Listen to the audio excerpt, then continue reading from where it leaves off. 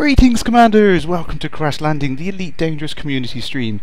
I'm Commander Kerrash, and tonight I am in an incredible rush to get this up. I'm sorry, I've just tried one take. Apologies for that. We're back on the air now. Thank you for reminding me the microphone wasn't on. What an idiot. Yes, I've rushed it in tonight. We've had a couple of people ask me to do one more stream, because as some of you will know, I am not going to be about next week. I wish I could tell you why, but it's a really cool reason. Trust me, you will love it. And as soon as I can tell you, I'll be screaming it out on my Twitter. But a question coming already from Malik Dam. Thank you for the question there. On the X52 throttle, does it do forward and reverse? So I'll attempt to demonstrate this quickly now. So with the throttle, obviously you've got the full range of motion forward and back, which does your normal throttle movement.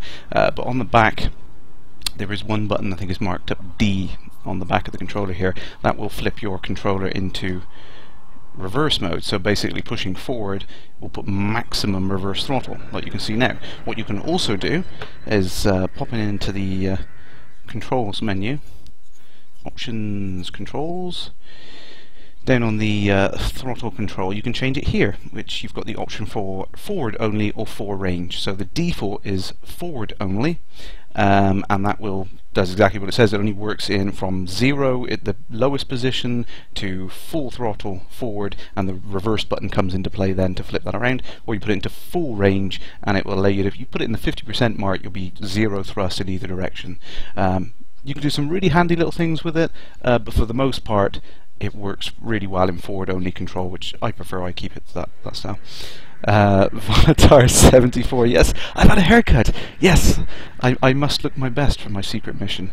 And one more thing I absolutely have to say before I call it quits today. You will see behind me this wonderful star map I have on the wall. I have to say thank you so much to a member of the community. I don't know whether I should shout their name out. Probably anonymity is best there, but thank you for that. I miss my Frontier Elite star map so much, and they sent me one of their spare ones. I am so chuffed with that. Thank you. And what was I doing? I'm completely besotted with that. I'm so pleased with that star map. I need to make me some money. I want to get that Eagle. I miss my Eagle. It's a nice fighter ship. So I was thinking what I'd probably do is I'll work my way up to the Eagle, do a few combat missions, and then get that Cobra. So whilst we're near Shango Dock, I might as well get there and get some goods to sell. Commander Sloan, greetings, Commander. So yes, I have been insanely busy. I know it's a bit of a surprise for me to do something on a Thursday rather than a Friday, but I doubt I'm going to have time to stream tomorrow night. I am deep in preparations for my secret mission. Several things are on the cards at the moment. I'm getting ready for LaveCon, and I've got this little puppy coming along with me. Yes, an original ZX Spectrum 128K plus 2. Yes, I'm going to be setting that up so everyone can try Elite on that. We've also got this one. It was kindly given to me by Commander Alpha Rats. We're going to be trying to set that up in LaveCon as well. I've got a copy of Elite for the NES, the Nintendo Entertainment System, as well. That's going to be interesting to play. A lot more difficult on the little joypad, but worth a try for most people if you haven't tried it. And yes, and obviously my machine, I'm going to be bringing my own machine. We've got 2 PCs coming, maybe 3 even, and of course the Oculus Rift for you to try out. So if you love Elite, you've got to get to LaveCon, so check that out. You want to go to tinyurl.com Lave Thunderclap. That's the place you want to go, and support LaveCon. Just try and get there, please. It's going to be a fantastic meeting. There's literally space for hundreds of people this time around. It's going to be great fun. Tim WH, what software do I use to inset my webcam and stream with? I'm currently using OBS, Open Broadcaster Software.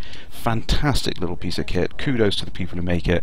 I've used a couple of other different types, but this one definitely is a fantastic little piece of kit. You can do all sorts of things. You can even do chroma keying and things like that. That's what most people know is green screening.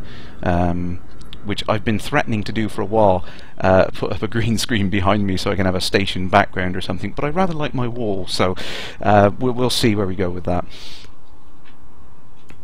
Vonatar74 there. Have I got any tips for making money? You've had oh damn, you've had your account reset with the name change. That's a shame. Tips for making money. It's all about trade. I'll do a quick demo of the trading.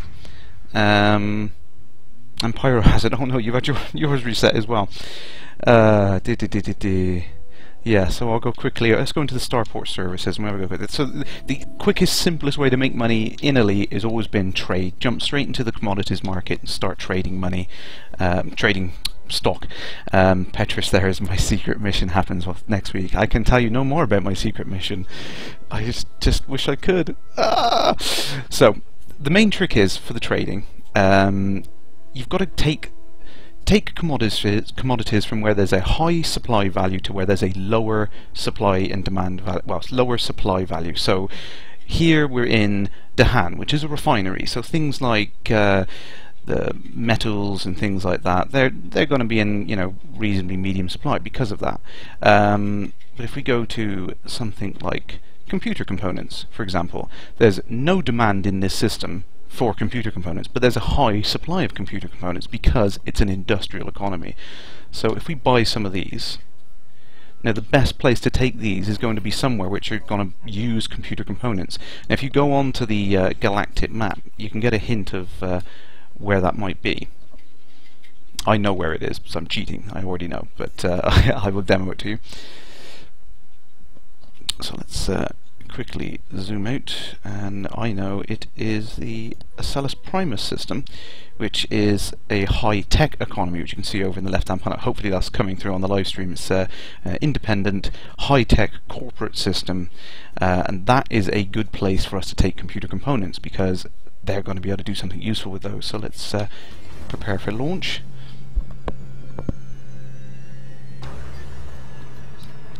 Vonatar there, have a feeling my secret mission is in Cambridge. Can't say. Wish I could. Very tempting. As I've said before several times, the only thing that seeps out of Frontier is secrecy itself.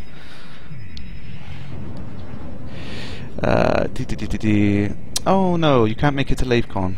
You'll be going to Fantasticon. Yes, I will be taking my Oculus Rift to Fantasticon there, so if you can't make it to LaveCon, but you can make it to the book signing event later in the year, I think that's in August, then yeah, I will be taking my Rift up there to demo, although Dan, the publisher man, has first dibs on it. So everyone's going to have to get in line. Tim WH there, you'd like to do the combat federal distress signal in Erenin and make 20,000 credits an hour. Yeah, the combat events are a good place to sit there and make some money if you want to get in there. I've been kind of playing around with trading because it's new. I mean, we've had a lot of combat in the earlier versions of the alpha, so I kind of want to thoroughly test the trading, make sure everything works as we all expect and hope. So yeah, I've just been playing around with that. Yes, but yeah, you're right. The combat scenarios are a good way to bump your money up. Trick is, I find that the combat scenarios, like the low intensity and high intensity areas, they can start to gang up on you on there. You can get 2 or 3 ships at a time, and if you start to take damage, then you really run into problems because you're going to be eaten into your profit. So sometimes going to something like the resource extraction sites and just picking off pirates and getting their bounty is sometimes a safer bet, if you just want to make sure you just pick off one target at a time. Mr. Reynolds, you don't have beta yet. Oh, I'm sorry. Hopefully I can show you some things tonight. Anything you want me to show you, then please give a shout out and we can demo it for you. Pyro Hazard there, your tip for trading. Look at the galactic average, see if it's higher or lower than the price of each commodity. If it's lower, then buy commodities there and sell somewhere else. Yeah, the galactic average price on the right-hand column does give you an indication of how much profit you might make, but as with all stock markets, the only real driving factor for any of it is the supply and demand values. Price is secondary. The trick is to buy things which are in high supply and buy the most you can afford to fit in your 4 cargo slots, or whatever size your cargo is. Just buy the most expensive thing you can, 4 times of, take it to somewhere where there's lower supply and higher demand, and you're golden, really. The more expensive each commodity is, the more profit overall you're going to make, really. So that's the key thing.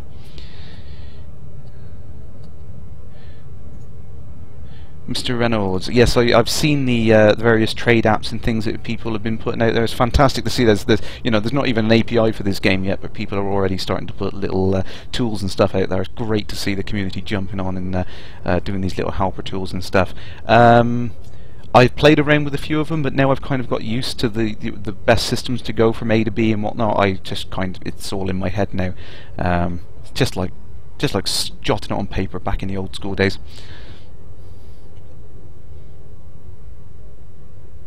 Slowma, yeah, you're right, on the combat zones there, yeah, if you can get and kill the enemies quick, the return is much higher. If you can get in there, kill them, come out again.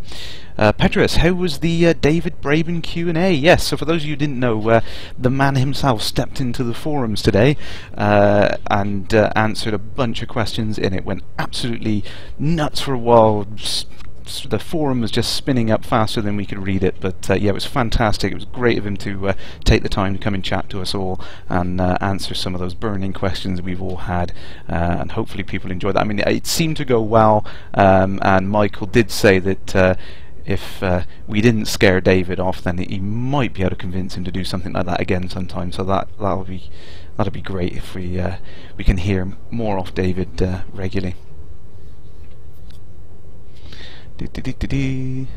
Yes, Petra says, good point there. Yeah, definitely you guys who are joining in on the premium beta now, check out the Frontier forums at frontier.co.uk. There's some fantastic information already at the beta FAQ. I think there's one member of the forums already put up a nice little post up the top there, the most commonly asked questions. So check that out first. There's a whole load of posts getting thrown into the beta forum at the moment, which they're just, there's so many questions and they're all the same things, and they're getting shuffled off page after page and they're getting lost. People are frantically trying to keep that in order for you, but the best thing to do is literally go onto those top few sticky posts and check out some of the most frequently asked questions. It's all there for you. The forums are a fantastic, wonderful place. They're really helpful people in there. The community and the staff there will just jump on problems and you're going to answer in minutes on that forum. It's fantastic. Vonatar, your problem with the combat events is you usually end up getting killed by another player. Yeah, the moment with the whole kind of, you choose a side and you jump in and other players might start attacking you stuff. Yeah, it's that's why I kind of, with the combat zones, I find that it's difficult if you end up with two hostiles shooting you at once. It can be tricky, and as soon as you get any sort of damage on there, you're going to be dropping your profit that you've made in that particular system. So it is a balance. Whoops. And what did I do? I've remapped my buttons. There we go. I'm a moron. Yeah, I've been playing around with the control settings today. Set them back to and there it is, set them back to the default X52 Pro setup, and then played around with some of the other things, because by default the hyperspace and the super cruise are mapped to buttons on the keyboard, and I need to, there we go, jump out of super cruise there. Neil is dead, evening! Mr. Rose, are you the only one that thinks the hyperspace scene is a few seconds too long? No, there's been lots of talk about how the hyperspace and the super cruise look and work at the moment, so, but please remember, they are very much just placeholder stuff. Michael Brooks himself has already been on the forum and said that, yeah, the hyperspace effect is their first pass at it. There's lots of different things to come for it, so don't worry, it's going to be tweaked and changed and tuned. We'll probably see that hyperspace will take longer for longer jumps and less for shorter jumps and things like that, so that's all going to change, don't worry.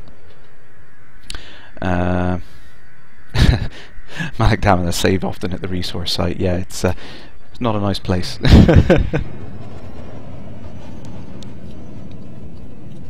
No, I'm not showing my login details. Question from Vontar. Do you know how fuel is going to work, as when they're going to add it in, or are they not? Or are we not having to deal with the fuel at all? Yes, there will be a fuel system. It's only a month or two ago it was introduced into the design decision forum for us to discuss and look at things. There's going to be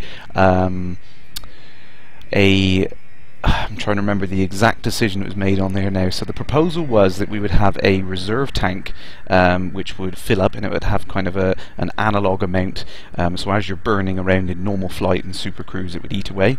Normal combat flight would be, you know, very, very minimal fuel usage on that tank, and super cruise would obviously be, you know, would suck down on that fuel really, really quickly. What you could do then is you could buy units of fuel to go into a main tank, and then each time your reserve tank empties, it'll get filled back up with another unit from your main tank. So yeah, there will be a system of doing it. You're going to have these configurable options of how exactly you want to arrange your main tank, whether you want a bigger one so you can go off exploring, or whether you just want a lighter one to fit more combat equipment in and things like that. So yeah, this fuel is definitely going to be in there. It's going to be a very interesting system, I think, than what they've proposed. The exact details you can find on the forum, on the design decision archive. Great little resource there. Got every single decision that's ever been made has all been written up in there, but grab a long, strong coffee first. Dynamic Spoon, greetings, Commander. Commander Slumber, what do I think about the idea of naming planets discovered in the galaxy? I think that's fantastic. I mean, that was something that was mentioned early on, I think, back in the days of the Kickstarter, that it would be a thing to encourage people to go out and explore, that if they went out in and found a system and, you know, scanned it, got enough information about it, and brought that information back, that then effectively that player would get the right to name that system, and, you know, obviously get some perks and things like that in there. So I think that's a fantastic little add-on. It's going to kind of make this real gold rush when the game goes live, to encourage people to get out there and explore and find all of these systems. And that's one of the reasons why I joined in on the first great expedition, to go out and explore. Can't wait for that. Shigawar, hi there. What do I think about Elite Dangerous eventually implementing procedurally generated wildlife for planets? Yeah, that's one thing that David's been really interested from the get-go, is that detail they're going to be able to get onto the planets, and I can't wait for that sort of detail. I mean, one of his comments in the Ask Me Anything thread today was that they'd probably incrementally start to introduce the planetary landing, so we'd start to see things like you know, airless moons. First, you know, you see the giant craters in the industrial areas with, you know, big factories and things working on planet.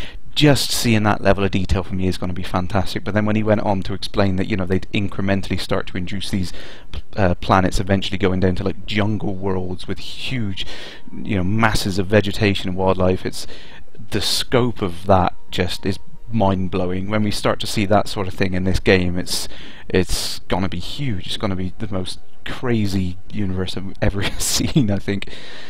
Ah, dear. So yes, we were talking about commodities. So you see, I've landed here now in the Acellus Primus system, and we've got the compute components here. We can see now in the demand and supply columns, they're both medium. You know, they've got a reasonable demand, and there is still a reasonable amount of supply, but less than what the demand is. So I will get a good price for these units here. Obviously, when the full game is available, you may even find a system where there's a high demand and no supply at all. For example, like medicines or something like that. There may be like a famine or some sort of disease, plague in that particular system, in which case there's going to be no available medicines and there's going to be a huge demand for it. Those are going to be the places where you're going to want to rush to and start selling those commodities as quickly as possible. Quick questions on there. Vontar, do I find the buttons on the X52? Did I find good buttons on my X52 Pro for hyperspace and supercruise? Yeah. So what I played around with a few different options. I didn't want to mess around with what was there because it's already a great setup. But what I found is that on the back of the left-hand throttle control here, you got a little mouse wheel, which by default is not assigned to anything. So because Super Cruise is something you tend to do to try and get out of bad situations, I've got it when you click it in. It's like clicking your middle mouse wheel down. I've got that for enabling Super Cruise. It works well. And the other thing I've done with that mouse wheel is I've got it for selecting next and previous subsystems on a target ship. That works really, really well for me. I'm quite happy with the way that works. And on hyperspace, I've used one of the myriad of toggle buttons on the right-hand controller here to enable hyperspace. It works really, really well for me. I mean, I wasn't using heat sinks and silent running mode. Depends on your playstyle, I suppose. There might be another button that you don't use often, like jettisoning all cargo or something like that you can map for hyperspace instead. J Corson had the first great expedition, has some great merchandise. Yes, definitely. You guys should, if you haven't already heard about it, check out the firstgreatexpedition.org, I believe it is. It's a group of brave commanders who are going to go out into the Elite Dangerous universe and try and discover things before anyone else, and I'm proud to be a part of that. I must stress, not actually arranged by me, but I just wanted to help out where I could with that. Okie dokie. So the problem with this system is there's not a lot of good stuff money-wise for me at this particular point to sell, or to buy, I should say. Most of these commodities are pretty low value. Robotics, no demand and a medium supply, but probably won't be able to get anywhere where there's going to be a high demand, so there's no point with that. So I think I might just pop over. I won't bother taking anything because there's nothing of much use here. I'm going to pop over the Dahan system, I think, which is a good one.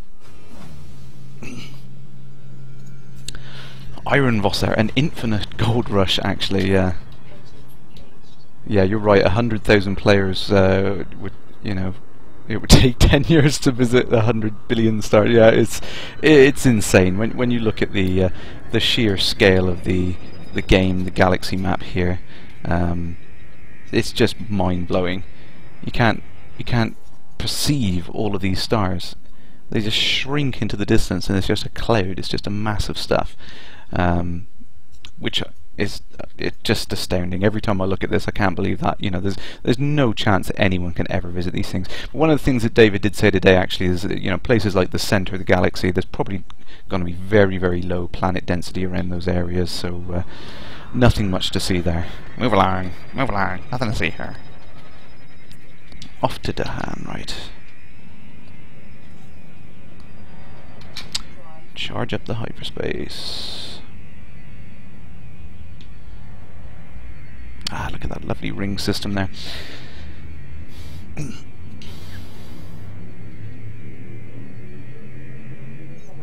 Aha, okay, sugar wire, yeah, sorry, good explanation there, yeah. When you mentioned procedurally generated wildlife, you were talking about like not designed by a human, like parametric, procedural IK. I know what some of these things are, but I won't go into it in depth. I mean, I am a hobbyist game dev myself. Well, I say hobby. I work as a pro dev, but I make games as well.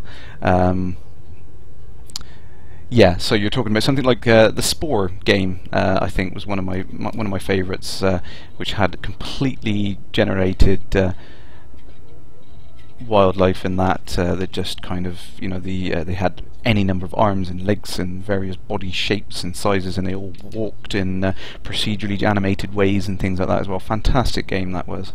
And yeah, if we see that sort of detail in this, then that's just going to be wow, amazing, absolutely amazing. An expedition onesie. I've got to get it. Oh, sugar wire, you're in the expedition. Great. I will be donkeying fuel back and forward to you, no doubt. I doubt I'll be doing much interesting, but anything I can do to help out. Talmart there, yeah, I too am excited for what Elite Dangerous is going to become. I mean, a lot of people have kind of been talking about what it is at the moment and why haven't we got this, why haven't we got that, and it's like, well, look at what they're planning. My word, it's insane, the level of detail, the sheer volume of content that they want to put in. It's going to be mind-blowing once they've got everything in there. I can't wait for it. Really can't wait. And that brings me actually thinking of the new Peak of the Week image that was put up on the Frontier forums today. Actually, Michael gave us a sneak peek, a close-up view of the new, I think it was the new Orbis station by the looks of it. Looked absolutely fantastic. And oh, sorry, Vonatar, there, you've given me a suggestion for the commodities, and the stream's about 30 seconds behind, so yeah, I wasn't ignoring you. There's a delay in the stream there, but yeah, I could have taken animal monitors to Shango. I was just being greedy and I wanted more profit than that. 100 and something credits each. Ugh. And Doggett's a member of the expedition.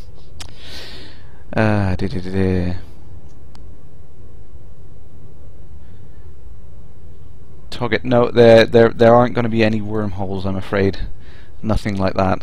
That was something that David specifically said in the Ask Me Anything thread today, that they weren't planning any sort of shortcuts, because the main joy of the game is that kind of travelling and the interactions that occur along the way, and I'm inclined to believe. I mean, that's why we've got the whole kind of interdiction system for Super Cruise. It encourages you to you have these little events that's split it up. It's not just travelling from A to B for 20 minutes. Slow and their pigs from Gyp's World are interesting wildlife.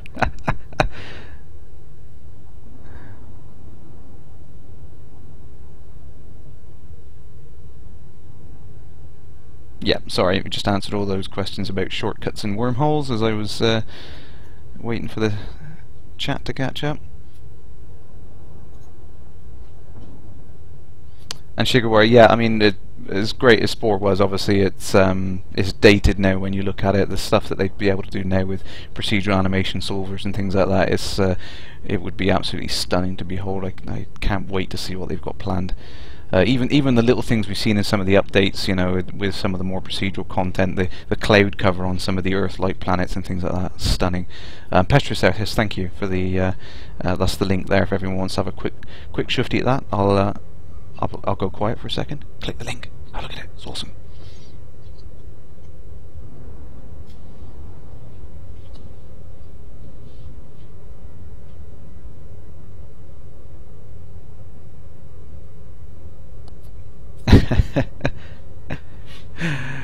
Toggett there, yeah. I'd like to see various parts of the galaxy before I retire. Yeah, it's gonna take a while, isn't it?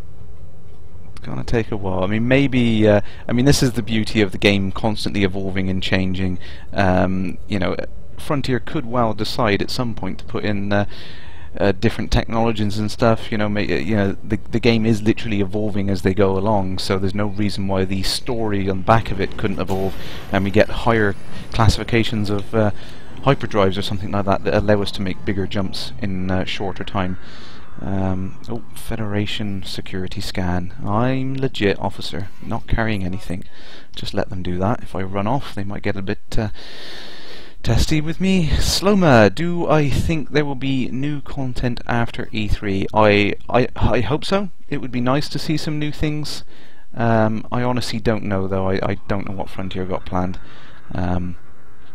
Oh, and for those of you who don't already know, I've managed to blag Dr. Wookie, yes, our E3 ambassador that's representing us at E3.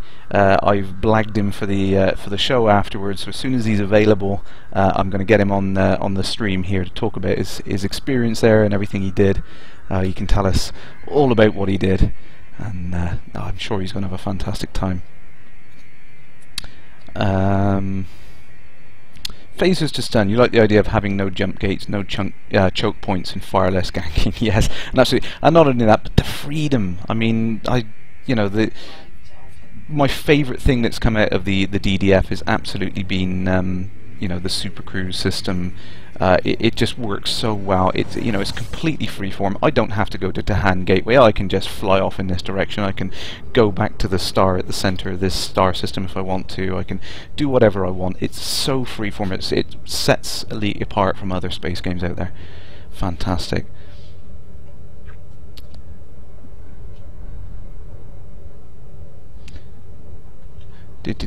Sugar, no wormholes.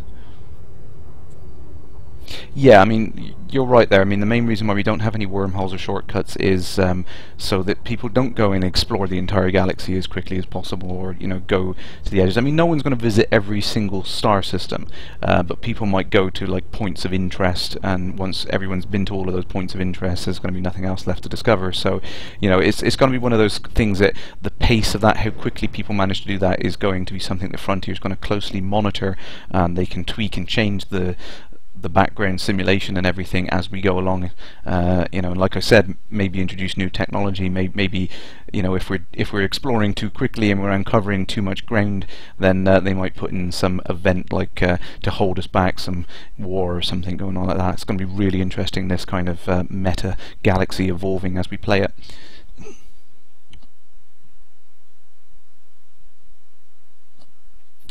Tolmar, yeah, it's a shame there's such a divide between the ED and Star Citizen fans. I don't understand why it is. I mean, I've backed both of them, and I'm quite happy to play both of them as soon as they're out. So yeah, I just wish the internet could be a more mature place. It's kind of depressing that people think that anonymity allows them to be, you know, completely immature for no reason.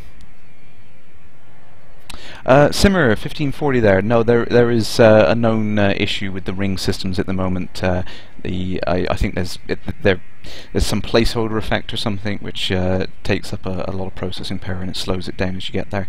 So you're not the only one seeing that. I do see it, and sort of several others. It's been reported though, but definitely if you've got some slightly different experience or something, then by all means it's worth checking out, seeing if it's already been listed on the support site, and maybe raising another bug.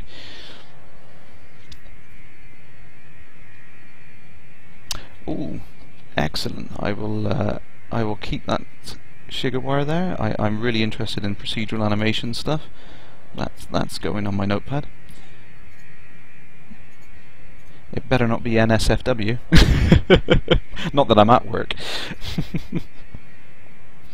Petrus, do we think we'll see clouded Earth planets soon enough? I hope so. I'm not sure how Frontier are planning to introduce more and more content as we're going along, whether or not we're going to see a few more systems come into play at a time, or whether they're going to hold it back until the game's more complete. I don't know, but I would like to see a few more different planet variations as they start to build them up.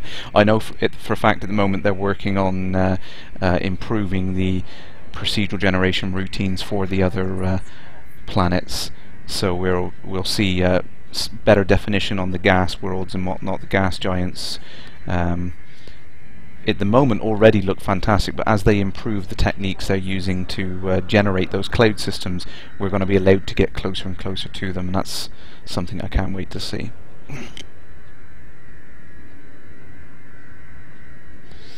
Proceed to landing pad 29.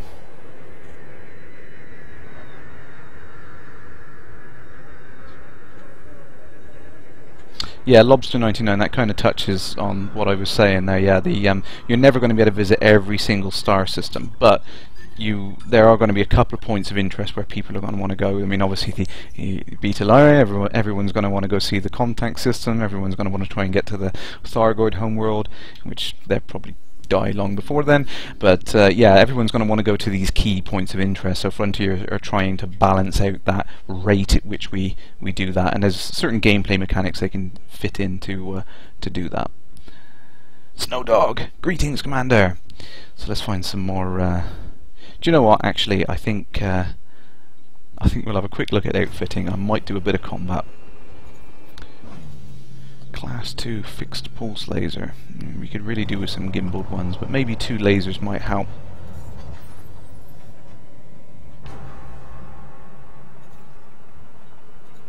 Nothing else there. Okay, let's get and do some combat. Everyone likes a bit of combat. Yes! One thing to remember, I always forget this as well, as soon as you buy a new weapon, switch over to your right hand panel and make sure it's included in a fire group. Otherwise you're going to be wondering why half of your weapons don't work. Done that several times.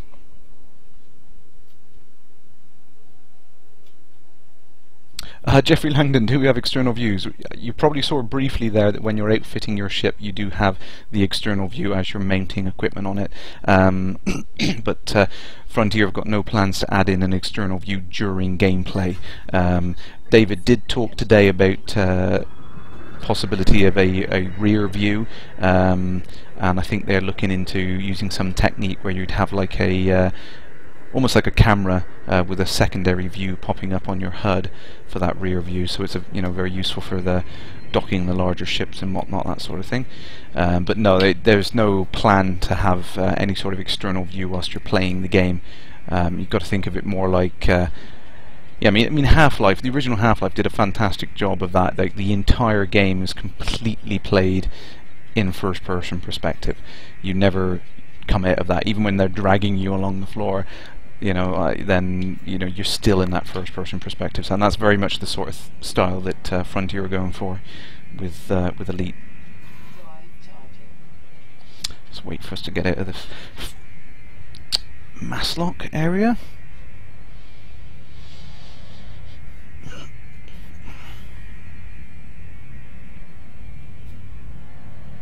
Iron Voss, yeah. You got to think of the galaxy map the same way you would in Skyrim. Yeah, you wouldn't traipse every single square area just to prove you've done it. You'd you just go to the points of interest, which are the star systems, effectively.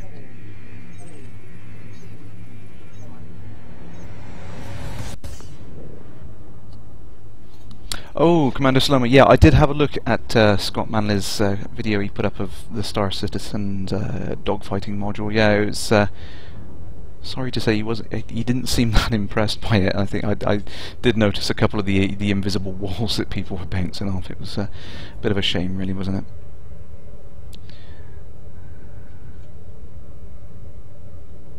Phases to stun. I get that reference. I actually get that reference. I'm not old enough to get that reference, but I get that reference. See, I watched too many films when I was younger, and I wasn't old enough to be watching it. I mean, crikey, I must have been really, really young when I watched that first. And Toggett as well, yes, just... Jay Courtson there, what are the numbers outside of the station? I think if you're referring to the numbers which are around the ring, I think they're just kind of like a license, well, not like a license, like a ship ID type thing. I think that's all that is.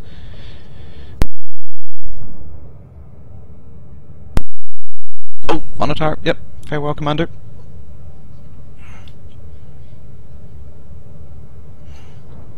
Simmer, you want more Elite. We all want more Elite. There's so much. I mean, this has got so much in the premium beta already, and it's a tiny, tiny slither of what they're planning. I can't wait for everything to come into play. Oh, it's just a scan. I'll wait for a scan.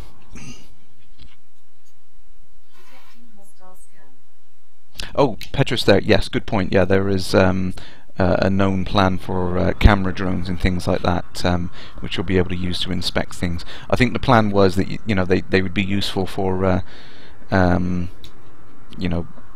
things like repair and docking with other ships, and because there is going to be an ability to dock with other ships to share cargo and things like that at some point with other players as well, and exchange fuel, for example. One of the reasons why we can do the Great Expedition is being planned.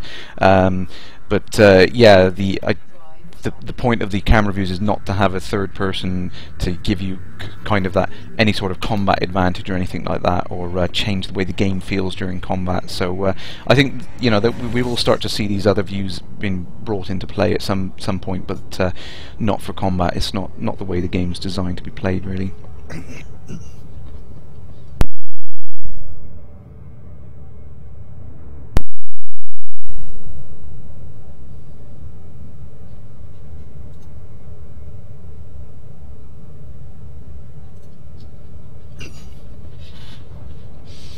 Yeah, follow up on there. Yeah, Tim WH there. Like I said, there are going to be a few cases where you're going to see an external view of your ship, but the exact implementation of that is not final yet. Exactly how they're going to be doing that, like I said, the only real limitation of first person is for the combat. That's where you're going to be in first person all the time. Biohazard, how come I don't play with VSync? Because I like playing with options, and I'll put it on, there we go. The main reason is because I've been playing around with how well that VSync on and off works with the Oculus Rift, which tends to work better the higher the frame rate you can get on it, so we're trying to ramp that frame rate up as high as I can get it, really.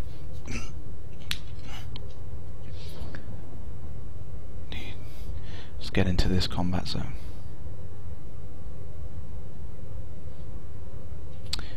Jeffrey Langdon. Yeah, I think we can all agree that, you know, it's like some views just work better for different situations, for different things. So, you know, really, you know, when you're looking at some games I play, like DayZ, for example, it allows you to play first-person perspective and third-person perspective, but if you play it in the hardcore mode, you have to play it full-on first-person. It kind of forces you to play it as realistically as possible, but at the same time it's kind of awkward and difficult because there's certain things that are just, you know, like looking for objects on the floor and using the HUD and everything like that. It's really tricky and difficult to do in a first-person view, which is why they kind of put third-person into it in the first place. So yeah, I mean, definitely the kind of perspective you play a game in is very much down to how well it's designed and what you're planning to do on it. You know, if you're doing actions that work better in a first-person environment, then, you know, keep it in that environment. You know, games have to be very, very carefully designed to make sure they use the right mechanics to fit the perspective they're being rendered in, really. Coaster! Greetings, Commander.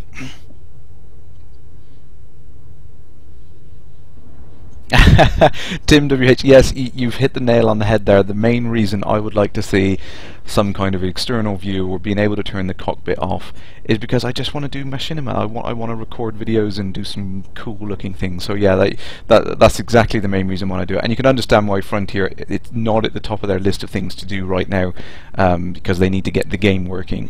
But yeah, definitely as the game's more feature complete, we'll start to see things like that come in, I think. Maybe I'd have a play with it, it'd be great fun. Malik, damn it, yeah, it's obviously staying in first person means that they have careful consideration of exactly how the cockpits look and feel and the size and shape of them. Prepare to be scanned. I'm going to sit back and wait. I have actually shot at a security scan before just to see what happens, and yeah, they do get annoyed with you. Again, these events are just placeholder at the moment. They're not the final design. There's going to be a lot more variation of events that we'll see in the full thing. Target, good point there. Have you ever had the desire to watch yourself driving down the motorway from behind in third person? Sadly enough, I was thinking of this the other day, driving back on the motorway, thinking, if I put a wide-angle camera up on a long pole behind the car and then put my Oculus Rift on my head, wonder what that would be like. Because I'm just think of crazy things like that. But yeah, it would be incredibly difficult, and you just swerve all over the place. It'd be horrible.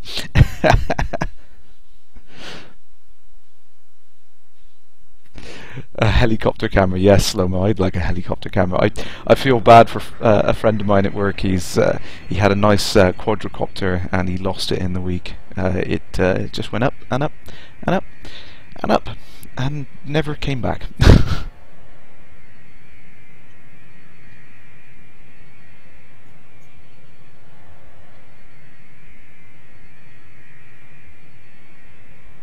The lobster. Yeah, that would be a very interesting ship design.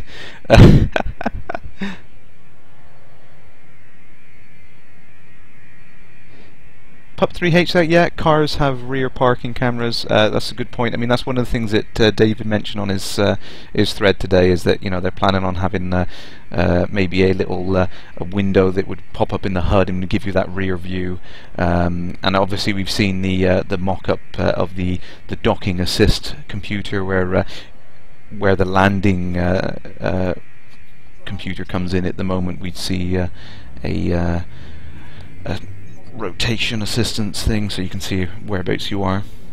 So I think we're going to see lots of little things like assistance, add-ons and cameras and whatnot, which are going to help make that easier.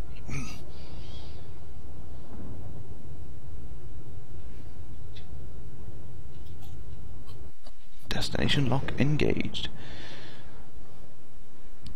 Iron Voss, you might be able to drive in third person. I've seen some interesting videos of someone walking down a street in third person. He literally had a helmet on and a camera on his back behind him. It was a weird experiment. I can't remember exactly why it was.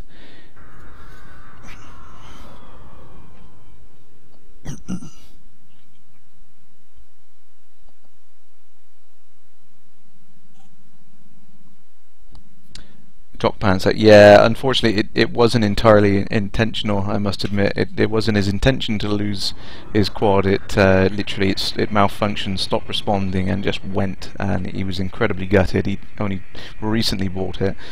So yeah, it's unfortunate, and he chased after it, tried to get in the car and get it as well, because that was his worry, that the damn thing was going to cause some havoc somewhere. Lobster, yeah, I mean, maybe after the E3 thing has settled down. I know the guys at Frontier at the moment, guys and gals I should say, they are absolutely rushing around like mad at the moment trying to get everything prepped for E3. Obviously it's a big event, it's going to be a big deal for Frontier to get it out in the public view, get Elite Dangerous out there, particularly to our American fans, because they obviously have not seen as much of it. It's difficult to get over the pond and kind of explain to people why these things are great games, but yeah, got to get it out there, got to get more people to appreciate what this game is all about.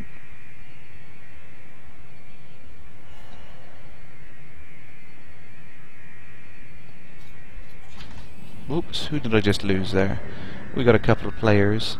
Doesn't appear to... Whoa, who are you? And who are you shooting at? Player... So it looks like we've got a couple of backers and no... Oh, now I feel bad. It's 3 against 1. I'll leave him to pick up that bounty. So it looks like there's no NPC targets left in this combat system. I've just bought a new gun and I can't use it. Damn. Well, that sucks.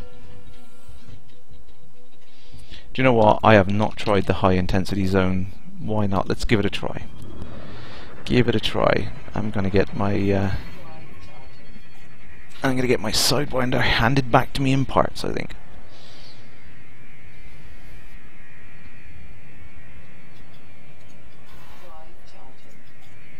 Okay, we need to get away from these other players.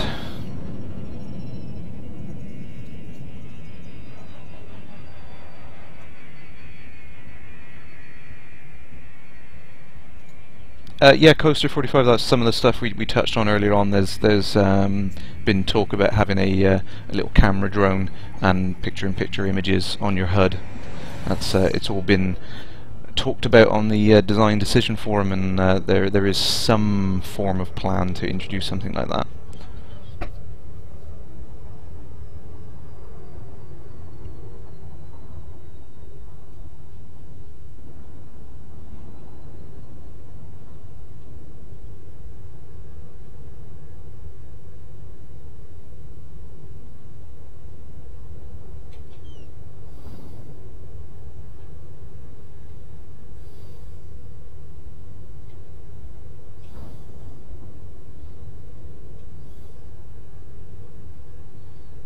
Aha, Tolmart, you're now called Bootleg. Okie dokie.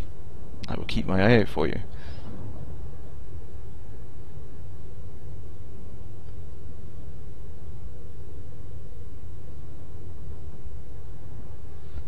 Yeah, that is an unfortunate thing, Sloma, that everyone's focused on the price of the alpha and beta of Elite Dangerous rather than the content and what you're actually getting. It is kind of unfortunate. And you know, once we get out of beta and we're going to be able to jump into the actual release, and the game's going to be a normal price, and hopefully people will start to realise, hey, there's a heck of a lot of content you're getting for the money here.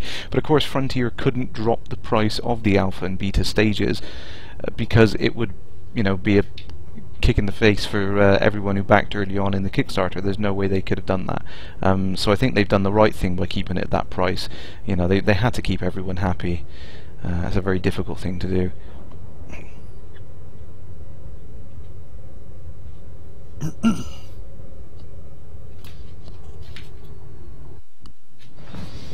Yeah, and definitely, obviously, Elite when it's out is just going to be £35 for the entire thing. So definitely, go get it.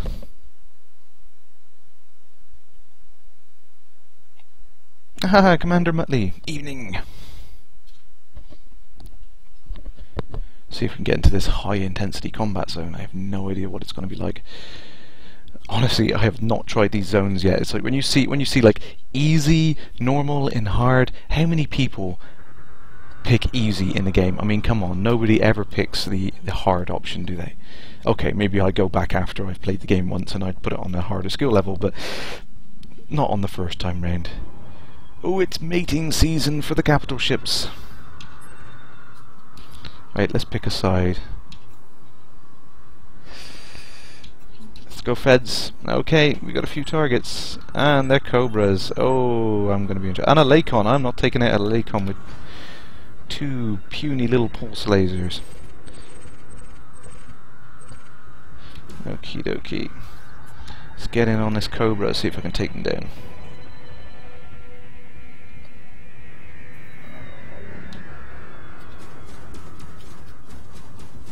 Whoa, whoa, whoa, whoa, whoa.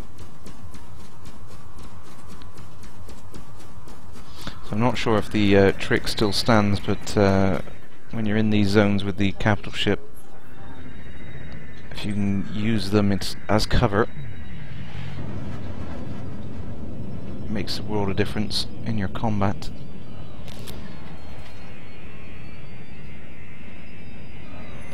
And obviously the power management comes into play here. I mean, just then I switched into full power into engines so I could maneuver around the capital ship a bit quicker, and then went back into full power on the weapons once he's back in sights again. And he's trying to leg it away. He knows he's in trouble.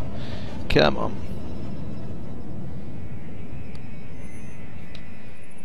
Oh, his shields are recharging.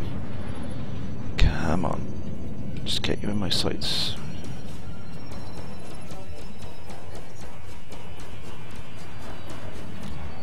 Whoa! Boom! Headshot. 600 credits. So yeah, the combat zones are a good way to make a quick bit of cash, but obviously I've spent over 2,000 credits getting here, so well, to upgrade my whoa, upgrade my little Sidewinder to 2 pulse lasers. So whether or not it's going to be worthwhile really comes into question if I can actually make over 2,000 credits and get out of here unscathed.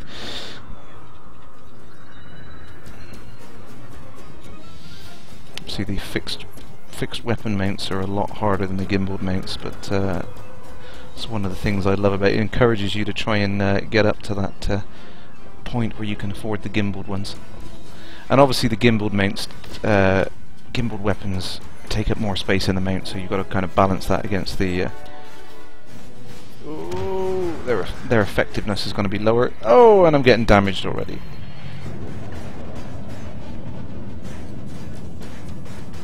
Damn. Oh, pulse lasers malfunctioned.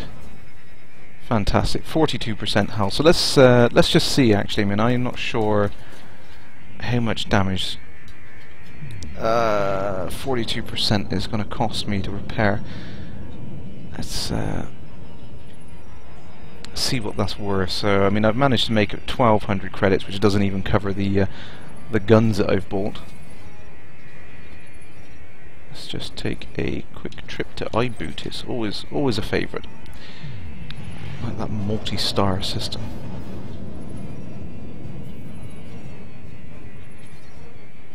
See if we can. No, we're still mass locked. Technique of the day: run away. J. Corson, yeah, the price £35 includes the retail release and all of the expansion packs. Absolutely insane. It's crazy. It's Or is that the £100? Either way, it's a heck of a lot of game you're getting for the money. It's well worth the investment, I think. Yeah, unfortunately the way that the pre-orders were done, it was kind of locked them in early on and they couldn't back down from it really.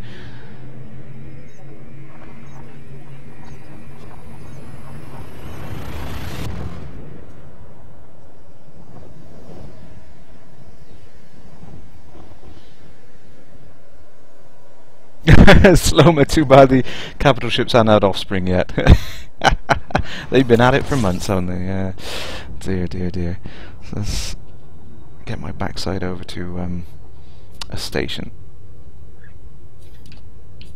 I'll see how much this is going to cost.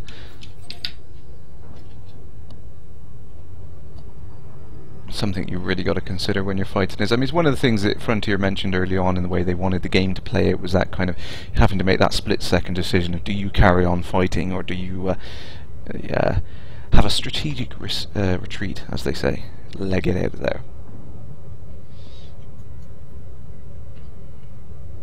Ah, well done, Commander. You had the premium V10 upgraded alpha.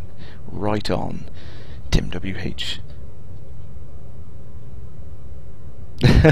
Yeah, exactly. When you think about it, I mean, I was the same. I played Frontier Elite 2 for what probably it feels like decades, and you know, £20 for that game, and it was so replayable. You think, what's going to be possible now? It's so worth the money. You can't really get better value for money. Here's an entire galaxy, £35. Is that okay?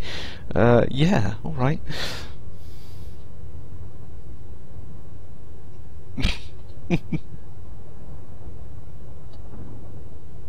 Malakdama, yeah, you're right. That's the main reason. As soon as I saw that that pulse laser malfunctioning pop up on the screen, it's like, yeah, go repair. And I haven't got a field maintenance kit, so I need to get back to the station and repair.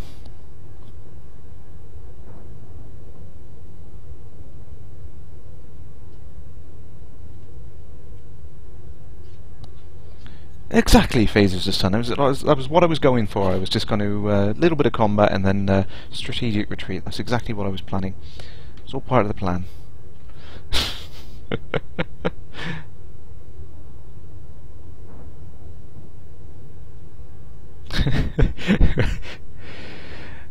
And lo, spring decided to give summer and autumn a miss and move straight back to winter.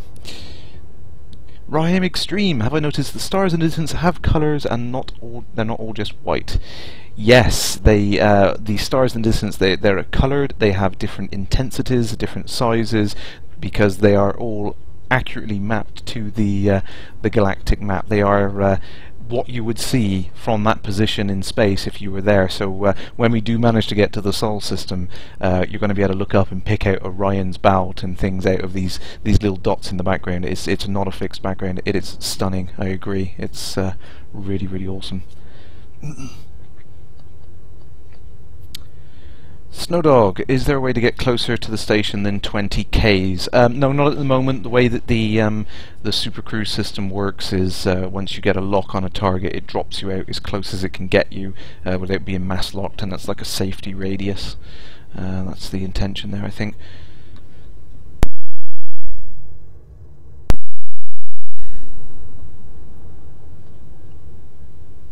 Sloma, exactly. It doesn't matter if Frontier aren't doing the marketing. We should be out there.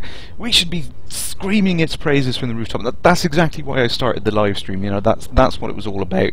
You know, if I thought it was going to be more effective to walk up and down the street with a sandwich board on and a megaphone telling people how great this game was, I would be out doing that.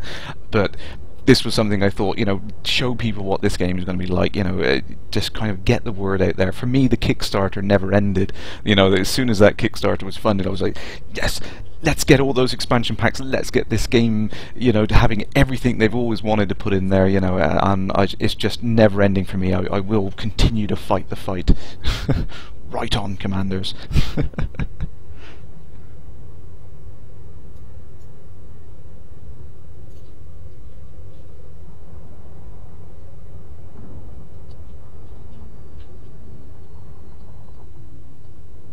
Coaster 45, as well as every known star. Are we going to get all known planets as well? From what I've heard Michael Brooks talk about, he's frantically adding all of this data in. Obviously, the advances we're having in the scientific community, is just fantastic at the moment, that we're finding all these exoplanets and all. Frontier are very much dedicated to getting this galactic map as accurate as possible, so I'm sure they are absolutely, right up there getting all the latest data. I mean, they've actually said they are gathering all of this data as it's being discovered and putting all these these real planets that we know of into the galaxy simulation. It's this is going to be as much as education as a game. It's going to be fantastically accurate. Shango, Shango.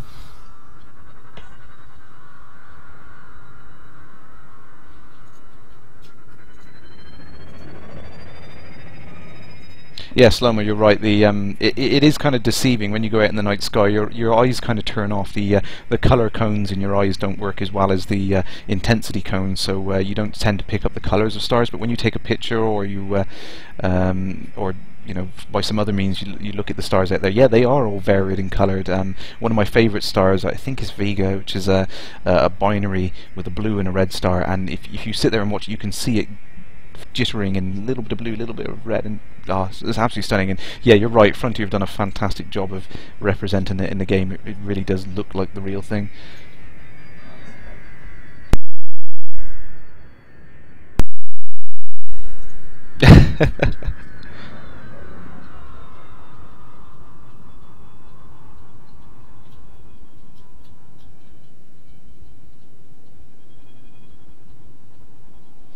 Simmer, yes, you're right. There was a giant Earth-like planet discovered recently, and it kind of defies all logical models of planet formation. So they're trying to figure out whether or not it can actually exist. I mean, obviously with these things there's a little bit of speculation about whether or not they have actually picked up a false positive or something, so lots of checking, rechecking, and making sure they absolutely have found a planet, which defies all logic. But yeah, it's fascinating. And that's one of the things that David Braben said he was really interested in, to see how accurate their model would be, what surprises are going to come out of real data as it gets discovered compared to what their system generates. He's really interested to see that. Kepler 10-C, -10C, that's right.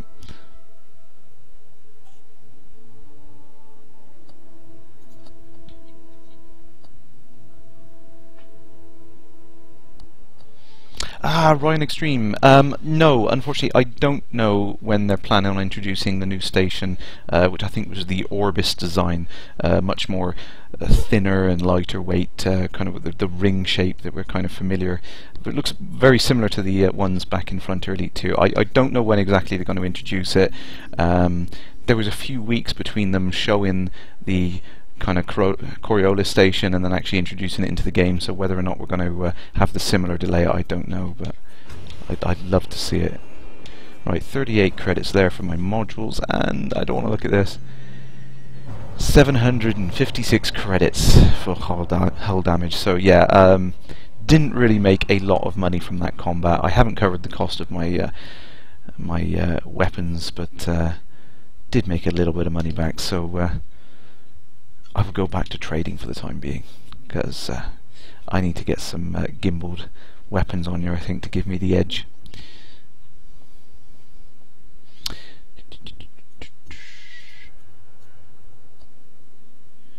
Jay Quartson, can the system generate something that the developers did not anticipate? Absolutely, and that's one of the things that David Braben loves about the procedural generation and everything they've planned in there, is you never know what you're going to be able to find. There really is going to be new things to discover around every corner. It's like nobody knows. I mean, there's no way that Frontier could possibly visit all of the systems in 400,000 billion star systems they've got, and they're not going to be able to visit all, so they don't even know what's out there. So yeah, I think it's going to be fantastic to see all of this stuff that gets generated.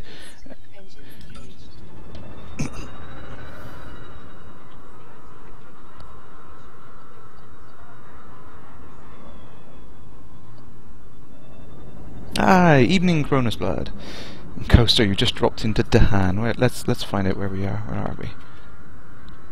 I'm gonna have to pop to Ocellus Primus first, sell these computer components off, but I will go to Dahan next. Don't wait up for me.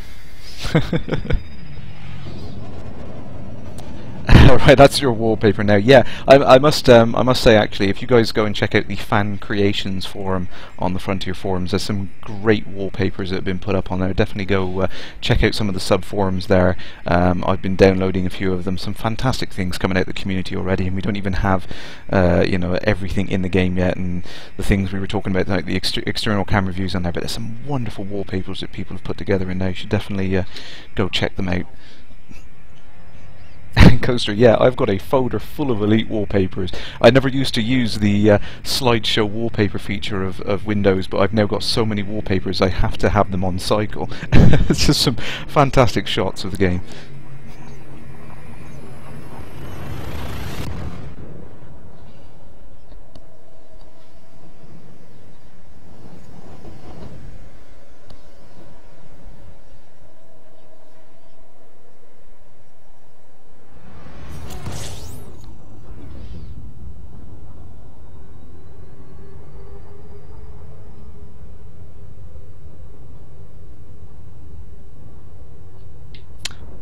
Jay Courtson, you're out. You're out of the stream? If you are, farewell. Sorry, I'm not sure if what you mean by out.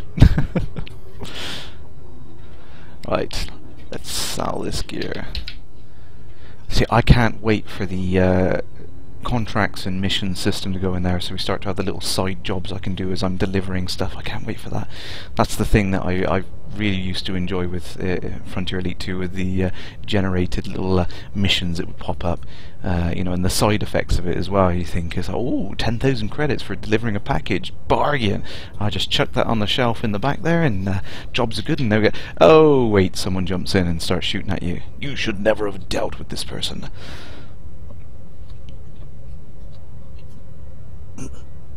Karakino, greetings, Commander!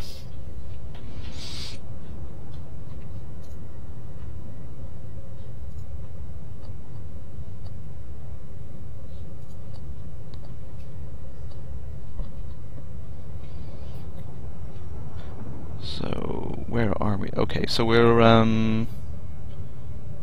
coming up onto an hour on the stream already, but what I might do is I'll put a pause in it, because I think there's loads of you folks out there, so I might put a pause in it. I need to get a drink. I've had a terrible sore throat the last few days, so I will fetch a drink, and then we will carry on with the stream shortly after. I will just being interdicted. Okay, just one more thing, and then I'll pause.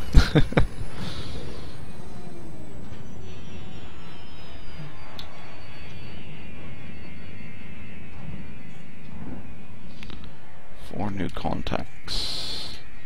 Federal scan, no doubt.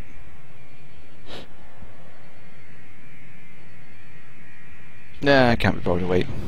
I need a drink.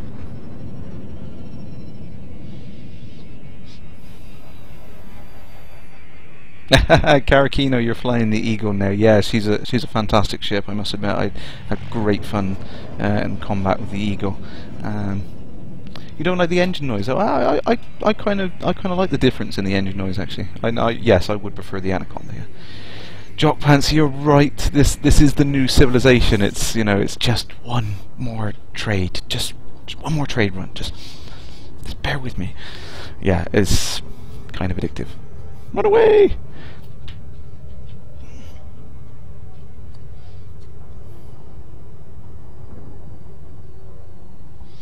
Iron Voss, yeah, I think you've hit the nail on the head there. It's the elephant in the room. I don't think there's any reason that Frontier could or would want to open up the entire galaxy until the final release is out there. It would make sense. I mean, there's things they're planning, parts of the story and stuff. They don't want us to find these certain systems because they're part of the story, so it makes sense for them to just incrementally add bits and pieces.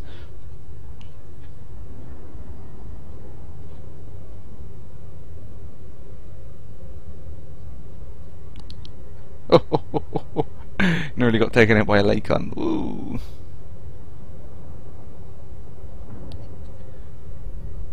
Yeah, I particularly like the sound design they've put into Elite. It's fantastic to think, you know, it's just subtle little cues. I mean, like at the moment, like you can hear the subtle roaring thundercloud type sounds in the background because of the Super Cruise engine and things like that. It's just some fantastic subtle little effects, and the differences in the ships as well. The first time I jumped into the Cobra Mark III, and you kind of, it felt like an older ship. It just felt a bit rickety, and you could hear it creaking and groaning when you kicked the turbo in and everything like that. You know, it really did feel like a completely different ship just from the sound design. Fantastic.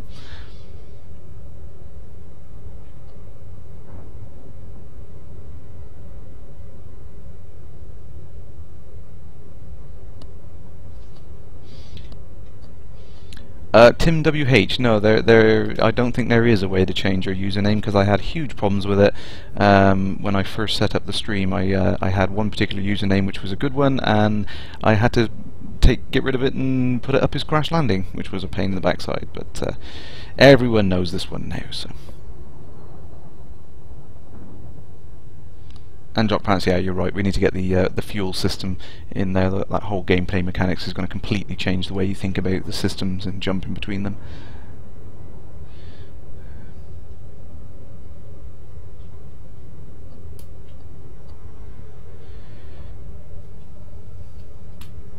Oh, drop it a Super Cruise on there. Yeah, Karakino, it sounds like you've got some other issues there. It might be worth grabbing your log file and filing a report on that, maybe. Maybe we can figure out what's going on with that. Oh, Muttley, I know. I really want the consumer version of the Rift. I mean, this thing is fantastic. I absolutely love the Oculus DK1, but yeah, you're right. The resolution at the moment makes it very difficult for reading text. And what you're finding in a lot of the early Rift demos is that the text on them is purposefully made larger so that it works with the Rift resolution. But there was one of the things that David brought up in the thread today about they have a DK2 at Frontier headquarters, and they've been playing with it, and he loves it. He thinks it's fantastic. Definitely makes it better. And the head tracking as well. I'm so jealous. He was talking about being able to lean over and look, you know, in the Lakon cockpit. I imagine that looks stunning. Can't wait to see that.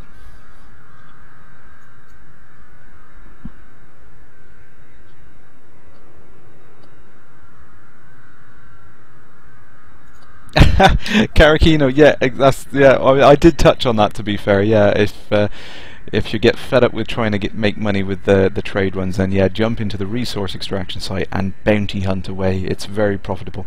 I'll sell this, and maybe we'll do a bit of bounty hunting when I come back. But I will land safely. That's the first thing to. Bit of flight assist off then, because I wanted to get into orientation quick. Make sure I got my landing gear down. It's one of the things that often forget. Pad 19. Oh, where did pad 19 go? There it is. I nearly got dockered then.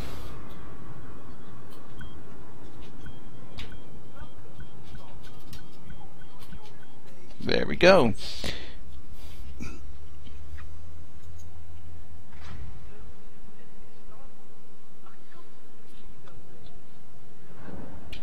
Okie dokie. Snowdog. Oh, choppy. Yeah, if the stream comes across a little choppy or something like that, then I think there's an option down there somewhere to change the quality settings on there. Might make it a little bit better for you. Slomo, you have a quick question about the Rift. What was my longest session wearing the Rift, and is it tiring during those long sessions? I played Half-Life 2, which is not the first-person shooter is not the best kind of environment to play with the Rift on, because it kind of, you feel detached from your legs and things, doesn't work. But I played that for a good 3 hours or so.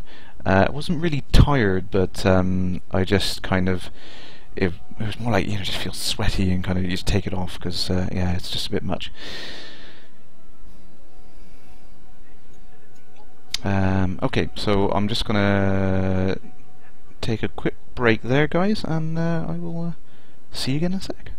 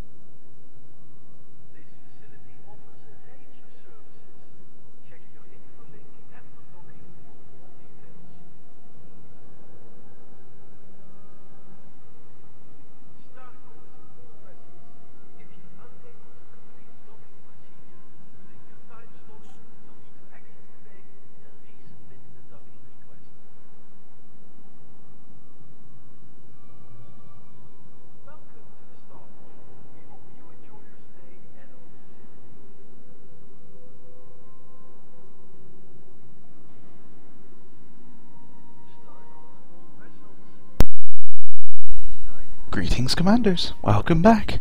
Part 2 of Kerrash Landing. Yes. So a quick catch up on the questions here. What graphics card? Most problems, yeah. You can see there's a couple of people having problems with AMD graphics cards. There's something weird with the way that AMD have implemented geometry shaders, which Elite Dangerous takes heavy use of, and well, shaders in general, I think, for all of the procedurally generated content. So yeah, there's some weird glitches the way that AMD claim to support certain features, but they don't quite work the way that they're advertised on the box.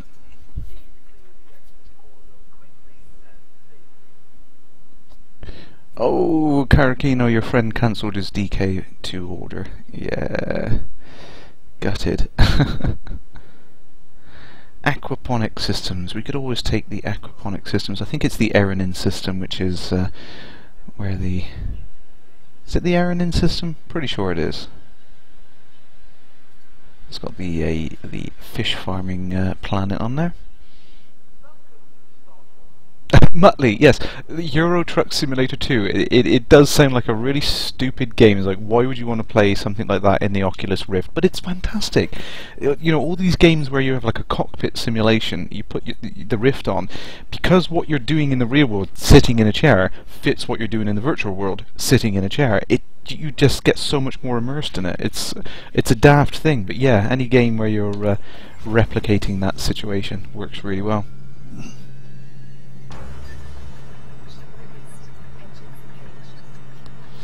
Coaster 45, do we have a rough release for the Oculus Rift consumer kit? I wish I knew.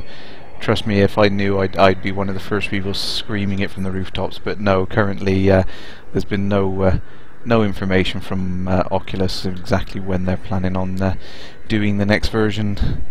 If I know John Carmack well, then it'll be when it's done. Right, let's go to Eranin. Pretty sure it's Eranin.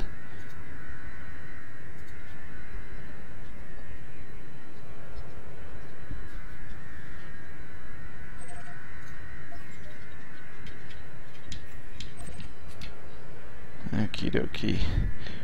As I said earlier, though, please bear in mind there is something like a at least 30-second delay on the stream. So if you're screaming at me to buy that commodity or go to that particular zone, sorry, I'll catch up as soon as I can.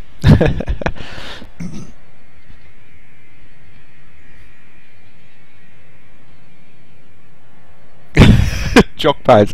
Those are your two theories. Okay then, you're welcome to your theories. I've had lots of theories banded at me. People claiming that I'd be doing the official Frontier streaming and things like that. Yeah, I'm not confirming or denying any one of these wild rumors that people want to come up with. It's entirely up to you guys. All I'm saying is it's really awesome, and I wish I could include you guys more, but I will be doing what I can to get to just let you guys see as soon as I know.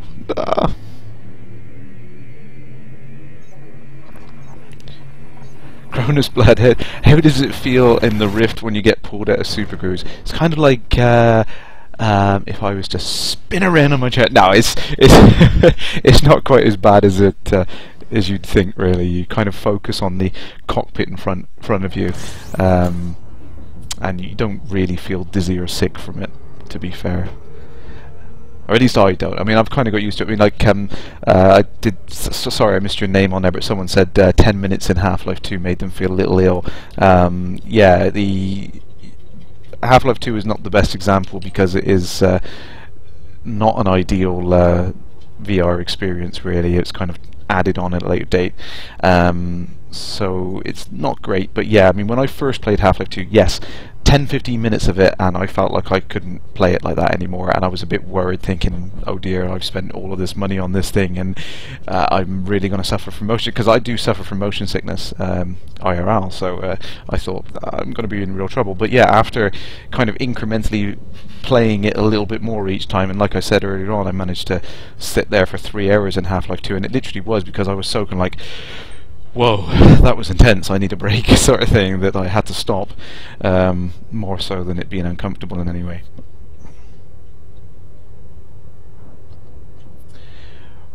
Ryan Extreme, do you think it's early 2015 for the Rift? I think that's what the latest rumours are saying. I think ideally Oculus would want to get the latest version out in time for fall this year, in time for Christmas, because that's going to be the big seller, but I don't know whether they're going to be able to hit that target. I have heard that they're making some big announcement soon anyway. I hate it when they do things like that. They all wait, don't they, until this... yeah.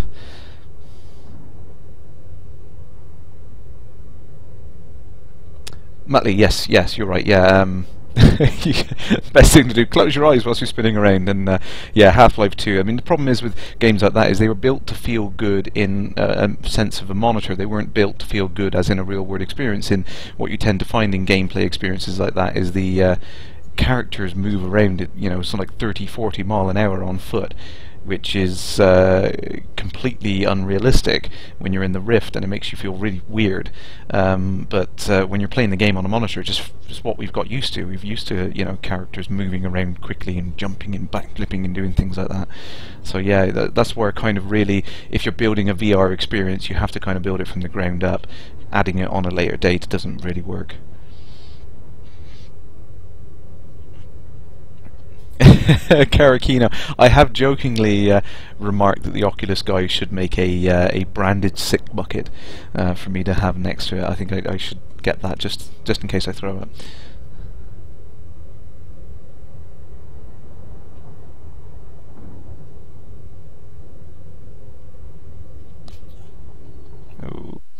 Oh, whoops, dropped too early. 500 Ks from Asban. Oh, damn. Damn. Sharpshifter! Greetings, Commander! Have you recovered from me putting you on the spot? Sorry about that. I thought I would get one more stream in before I head off on my secret mission. So yeah, I thought I obviously not the usual Friday night. I'm sorry for that. I know there's a couple of folks out there that can't watch until Friday because of time zones and whatnot. That's so weird to think I've got an international audience. But yeah, sorry about that, but it literally is. I'm not going to have any time tomorrow. I'm going to be frantically kind of panicking and getting ready.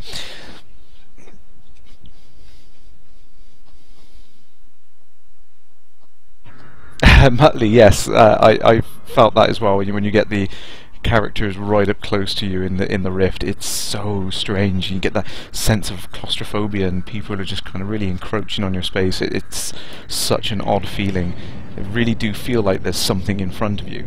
It's it's like when anything's a certain depth away from you, it's like a normal game. But as soon as something gets right up in front of you, that sense of depth you get in the Rift is really shocking. It's very difficult to explain to someone, but it does make you instantly get that reaction. If something comes at you, like the head crabs in Half-Life 2, when they lunge out at you, they really do make you want to kind of duck out of the way, sort of thing, for a second.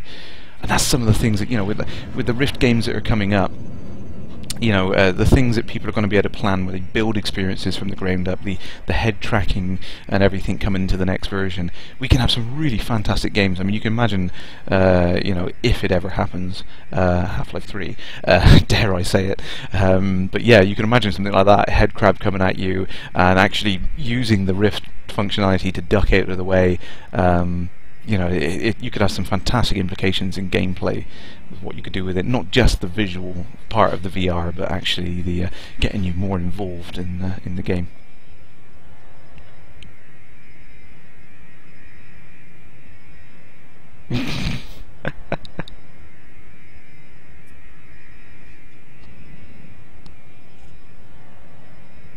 Sharpshifter. No, you didn't cause me to lose any viewers. Don't worry. And hopefully we got you a few more viewers. And I should shout out there, everyone. That guy there, Sharpshifter. Him in the chat. Follow him. He does some great elite streams on there. Follow that guy. And obviously you'll be able to follow him for the next week, because I'm going to be unavailable for the stream next week, as I've said several times. But you're bored of me saying that now. But I'm only saying it because it's about the only thing I can tell you. 42. That is the pad to get, isn't it? There we go.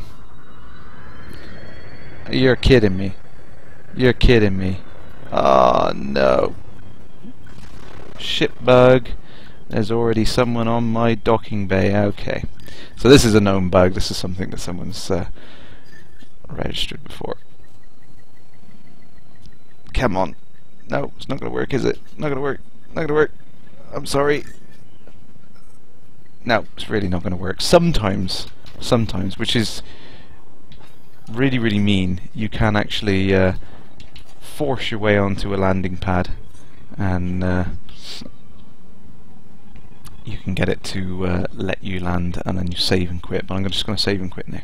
It's really mean. Shouldn't do that.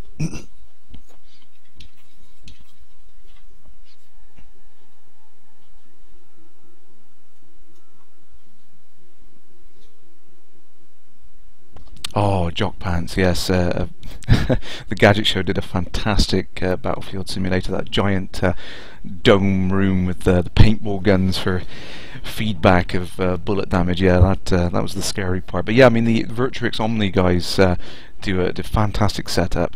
I saw them at a conference, the Eurogamer show in London last year.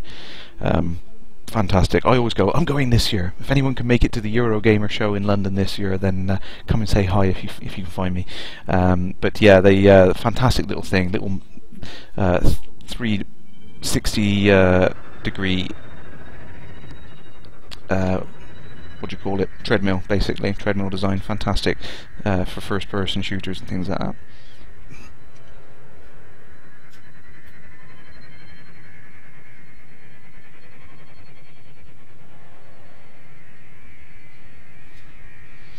Oh, Muttley is also... Is that Jeff Minter is also doing things for the Sony VR headset? Cow! Commander Psycho Cow is on track. Greetings, Commander! Don't worry. No, I just thought if you were about, you may want to pop by.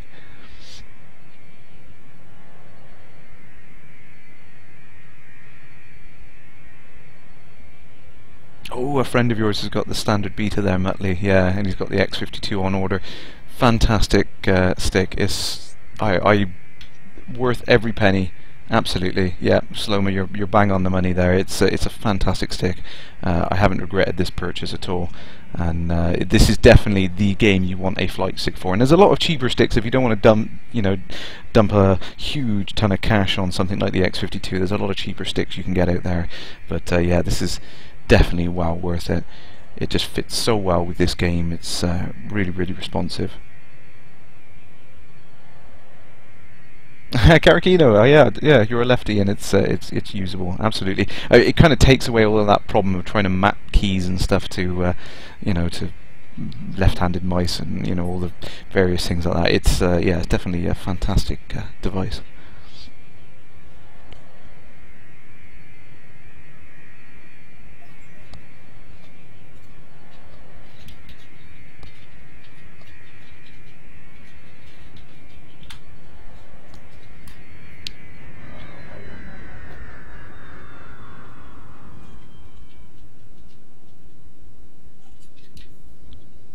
Right, let's try and land again. Hopefully this time I will have a docking space to myself. We don't like bunk beds. Bunk bays.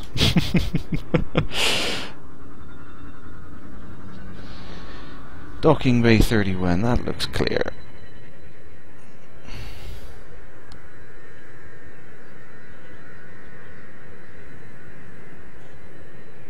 Oh, Muttley, you've done the hack to remove the throttle detents on the left-hand side there. Yeah, it's I've seen some people talking about that. A little bit nervous about taking my stick apart to give that a go, but I mean, I quite like the way that, I mean, if I turn the resistance right down, and I find it's quite smooth enough for me, really. It's kind of nice having that little thing. It's like you're reaching that zone. So each to their own, though. I'm not saying either way is a bad way.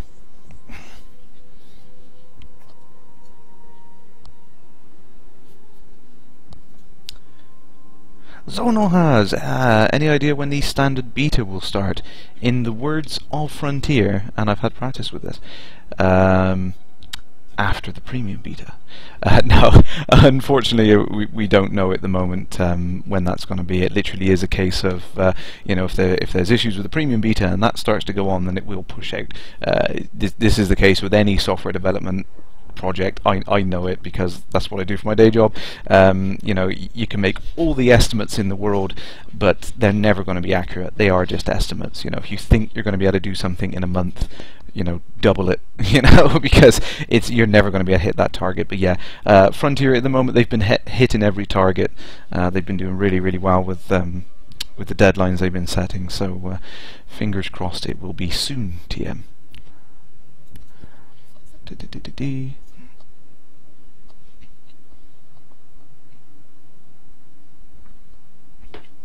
It is quite a large stick. I mean, it does have quite a large footprint that you have to find, and obviously it comes in two parts.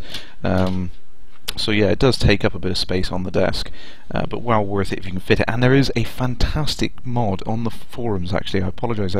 I don't have the link to hand right now, but if you go and search the Frontier forums, there's a DIY chair hack that someone's put together. I really want to try it. As soon as I get a chance, I'm going to get it, where he's got some VESA mounts for monitors and fitted to the arms of the chair, so that the stick is in a nice comfortable position back here. So that is definitely something I want to try out.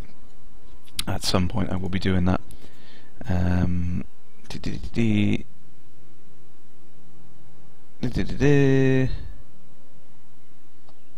Chalk pants on there. Yeah, like I said, the only thing that gets out of Frontier is secrecy itself. So that's okay. Commander Jan, greetings, Commander.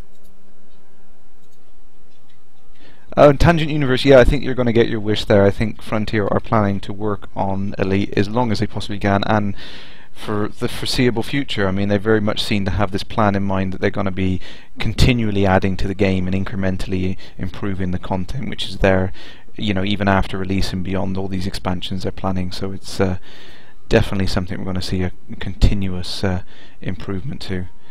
Doesn't seem to be any good commodities on there. I suppose. Liquor maybe. Have a quick run over to the anarchy system. See if there's any.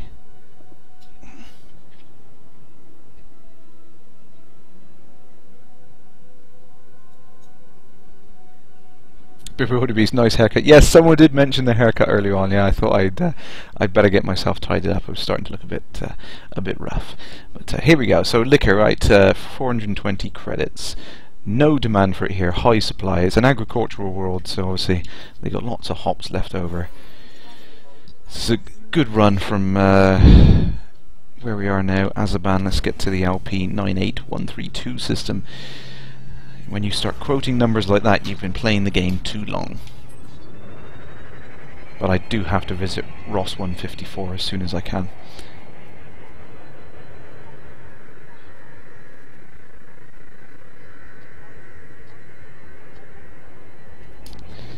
Alright, let's get out of here.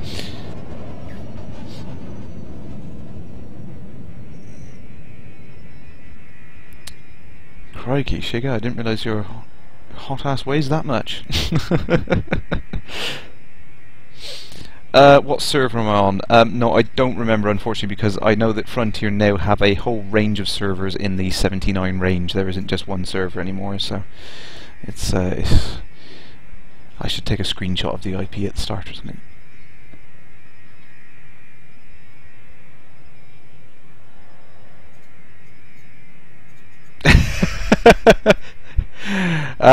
Commander Slowma.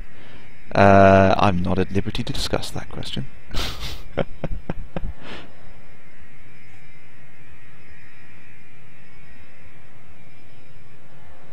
Oh, Karakino, you now have a Top Gun fixed multi-cannon and beam lasers on the Eagle. Yeah, I did like the way that you could...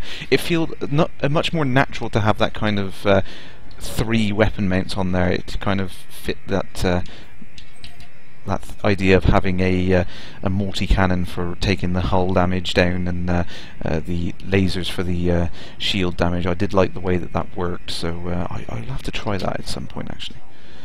I want to get my Eagle back. I do miss my Eagle.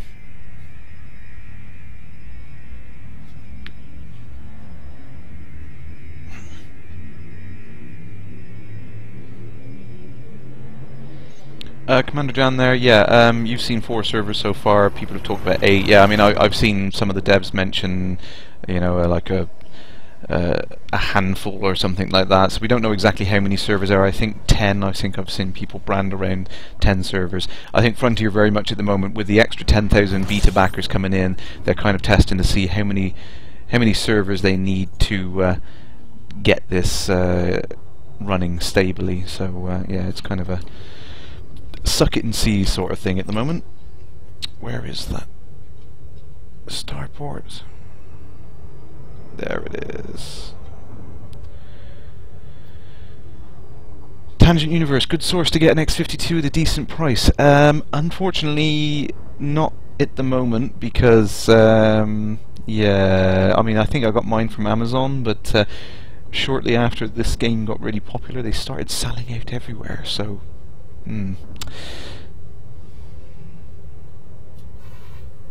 Oh, here we go. Interdiction. It's bound to be a pirate in this system, but we will take the easy route out of this because let's have a quick look. Contacts Cobra Mark III. Now I think that's pretty discriminatory, but you can almost guarantee if it's a Cobra Mark III, it's a pirate. You know.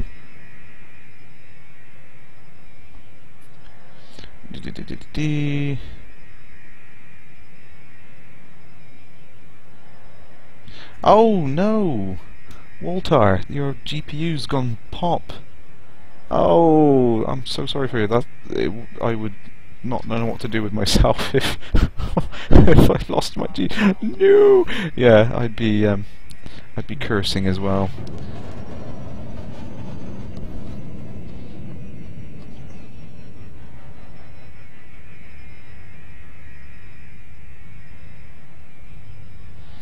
Sharpshifter missiles cost a fortune. Yes, I can't believe how expensive they are at the moment. I think the prices we're seeing are very much placeholder, so I don't think you know, things are going to be that bad when Elite is finally released. But yeah, at the moment missiles are very, very expensive.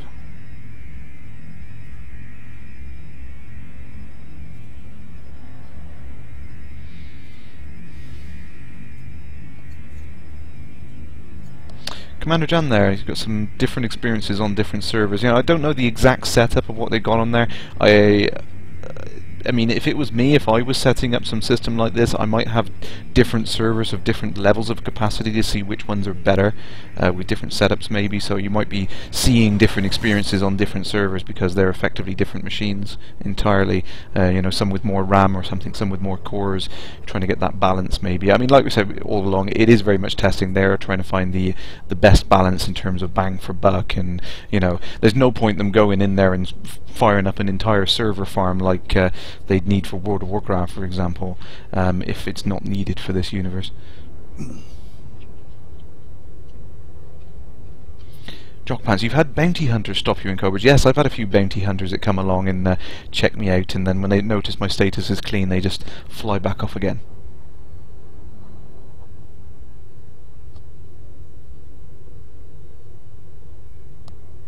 Oh, crikey, Muttley, yes, if you do need to head off, thank you for tuning in. I'll see you again shortly.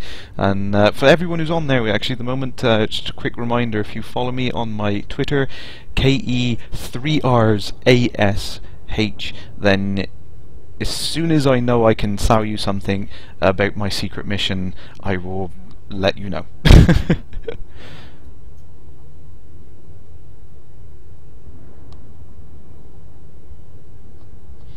Conqueror, do I have to click quit to main screen after saving the game? Usually click no and it will not save. I mean, I usually just pop to the save and quit, press yes, and as soon as I've done that, then I safely quit out. I haven't had any issues with that, to be fair.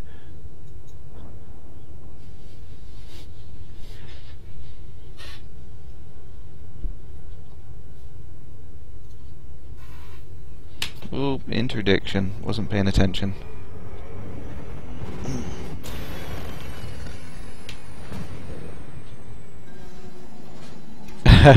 Sharpshifter, yeah, you've got a good point there. I mean, as soon as players can start interdicting each other, it's going to be a whole different ball game, because the NPCs might just let you run off, but players are going to be relentless little buggers.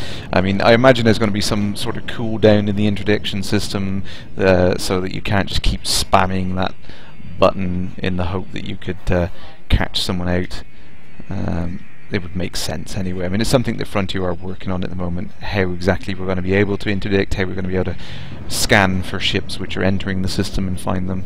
So we don't know exactly what's going to happen with that yet.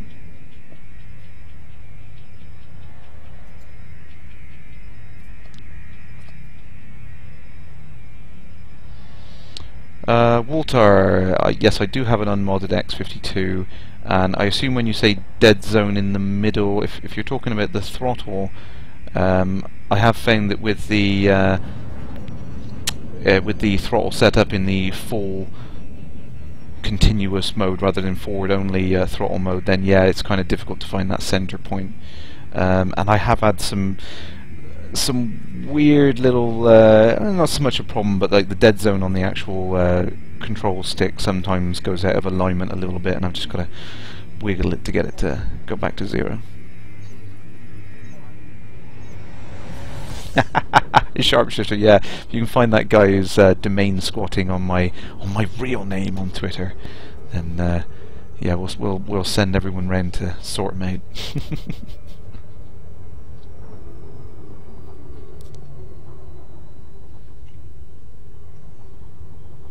Jake Jargon, what does local status clean mean? As soon as I drop out of here, I'll just point that out.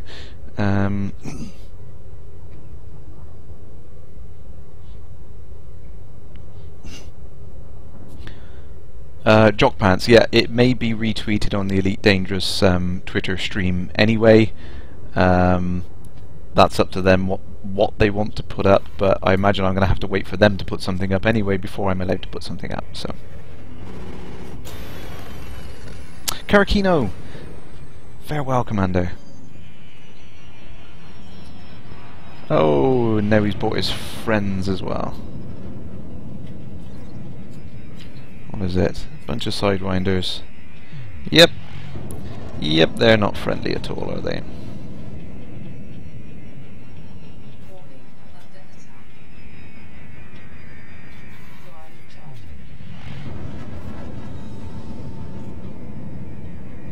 Oh, damn, damn, damn. At least they're sidewinders. Bunch of cobras and I'd be in serious trouble.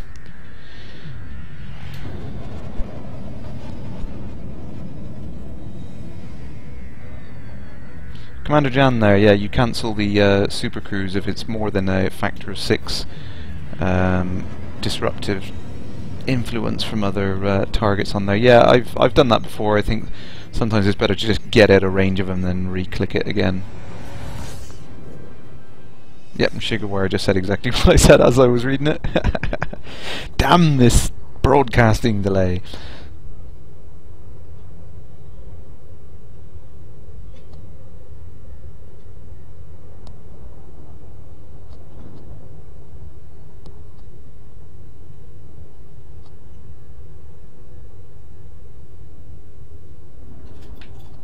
Ah, yeah, sharpshifter. Yeah, that's the idea of the mass locking thing. Is the factor increases as you get close to something which is mass locking you, but it decreases as you go away. So the factor literally is, like I was there, a factor of 6. It took 6 times longer to charge up my Super Cruise because of the sidewinders behind me. But if I had something like an Anaconda, then it would probably be 12, 24, depending on the distance and the size of it. So.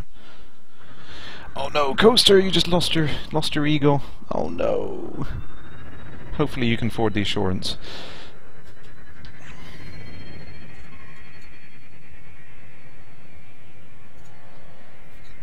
Malik, damn it! Yeah, that's a good point. Yeah, I'm kind of hoping that it's a dynamic curve as well. So as you manage to get further away from something mass logging you, it kind of like incrementally, in like an analog kind of curve, starts to increase the speed at which it charges. I think that would be nice. Cow! Freeport has Jaffa Cakes? That's my favourite. Get in there. Full power to engines.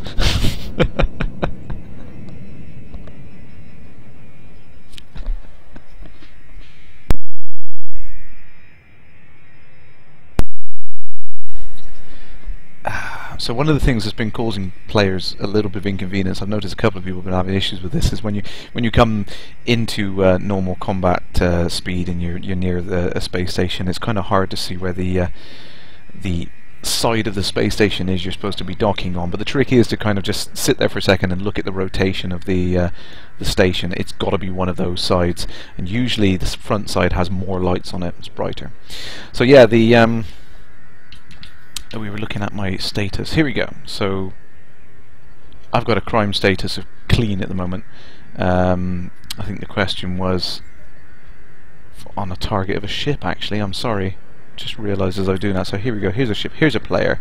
Legal status, bottom left corner there, clean. That player has basically not committed any crimes within the jurisdiction of this star system. Doesn't mean they've not committed any crimes full stop. It just means, as far as this station's concerned, they've done nothing wrong. So there is a canister of gold up there. Yoink. Yeah, so the idea is you can have different bounties in different systems for different reasons. So I've got too much cargo. Damn. 44. Yeah, that was 44. Yeah, so the idea is that bounties are going to be specific to each jurisdiction. You could end up with a huge bounty on your head in a federal system, but the Imperials might still love you, so faction kind of come into play there as well. Concentration, there we go, see?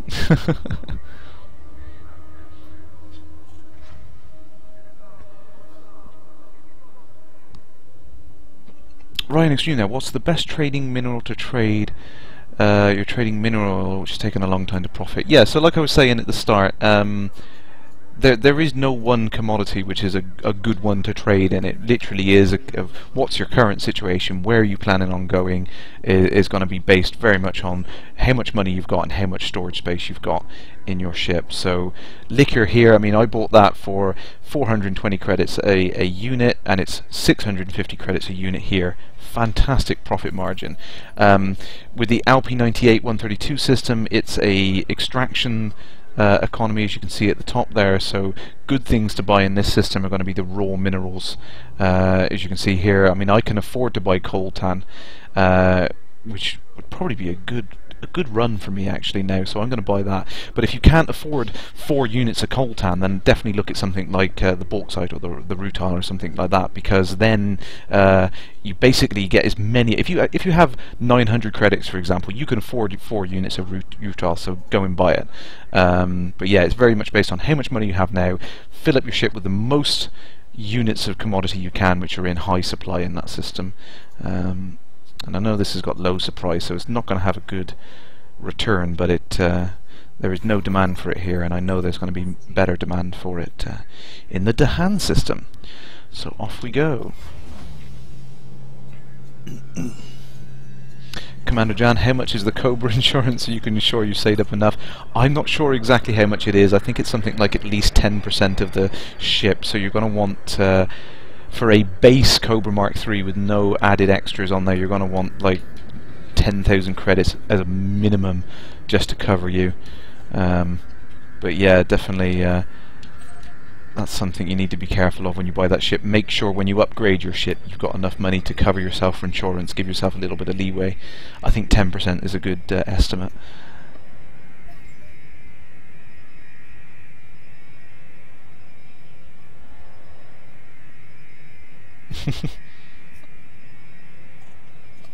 Phasers stunt, yeah, good point there. Yeah, if the scanner in the center showed sort of some gravitational influence. I mean, I think the HUD is still kind of a work in progress, like everything else. So there might see some tweaks and changes to that. It would be useful to see, how how close am I to something that's mass locked. I kind of hope the yellow ring that you get around the planet to show you that's the mass lock zone. I'm kind of hoping that becomes more obvious in future versions.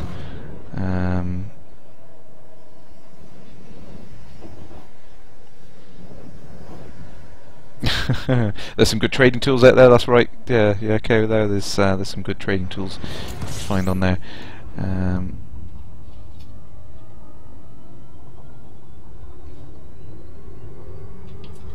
Yeah, Sugar, maybe they could do with some sort of like pointer or something that makes it a little bit more obvious. I mean, like I said, everything's still placeholder and up for grabs at the moment, so we might start to see... oh, there we go, there's the prox arc coming on the side there for that side. I mean, I think it just kind of... it doesn't show up soon enough for me, so you don't know you're going to go into a mass lock zone until you hit it.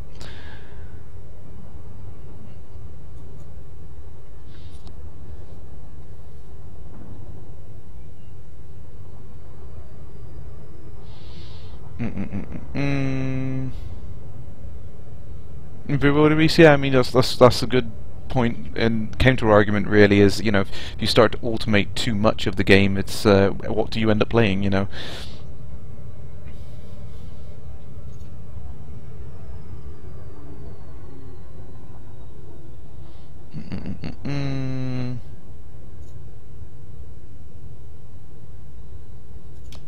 But Wildebeest, yeah, 220,000 credits. Yeah, that should cover you for a nice Cobra and the insurance.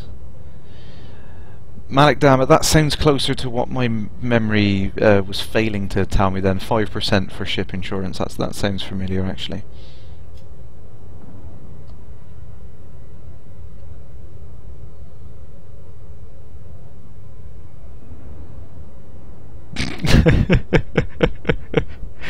I am not going to advertise your link there, Cow.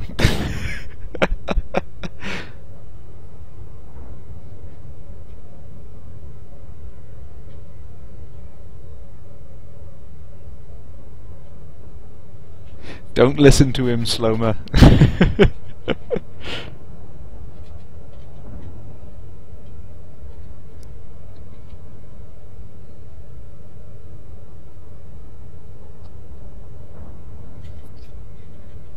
Yes, for those of you who don't know, Commander Psychocare, whilst a lovely chap, is a notorious wind-up merchant.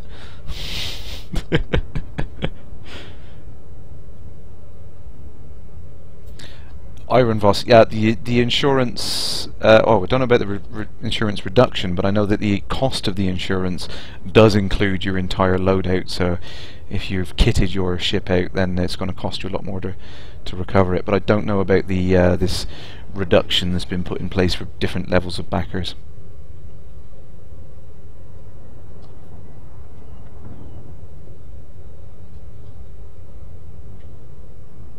Bewilderbeast, yeah, using the scan system in the resource collection location. Yeah, that's a good way of getting extra money, because they're all picking up the stolen goods.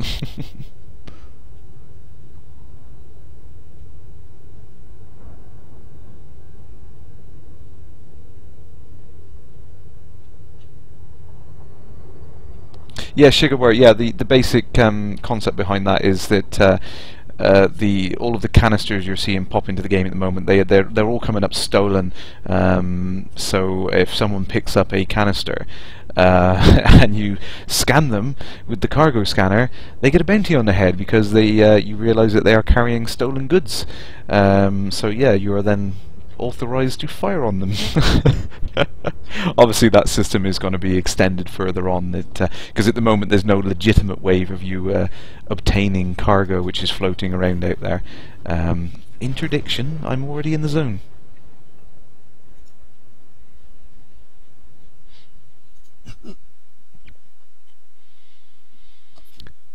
Walter, I'd love to be able to compare the X52 to this stick. Unfortunately, I haven't had a chance to play with it. I've been reading up on it though, and it does sound like an interesting stick. I think that's the one with the force, the dynamic force sensor on it, or something like that. Instead, it sounded very interesting. I wish I could play with it. Scan for crimes? I haven't. See, this is exactly what we were talking about. This is an NPC scanning me to see whether I'm carrying stolen goods, which of course I'm not. If I was carrying stolen goods, I'd be in trouble right now, because as soon as I finish scanning, they'd be firing on me. But yeah, you can do it to other players as well. There's a cargo scanner you can buy to see whether those players are carrying stolen goods.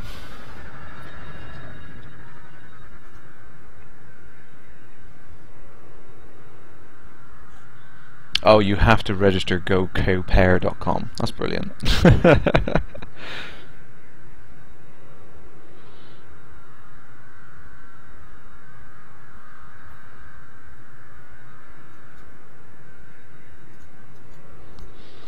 Excellent. So let's get in here and let's sell these. Sell this coltan. So, like I was saying, buying the minerals from the LP98 system is the best place to get them, because it's an extraction economy. Minerals are really cheap there because that's where they're getting mined. There's no cost of shipping them around. Then you take them somewhere like Dahan. Dahan's a refinery economy, so this is a good place to sell minerals. They're going to be in high demand here. And then the next thing, obviously, is I pick up some metals or alloys or something like that, which are going to be in high supply and low demand.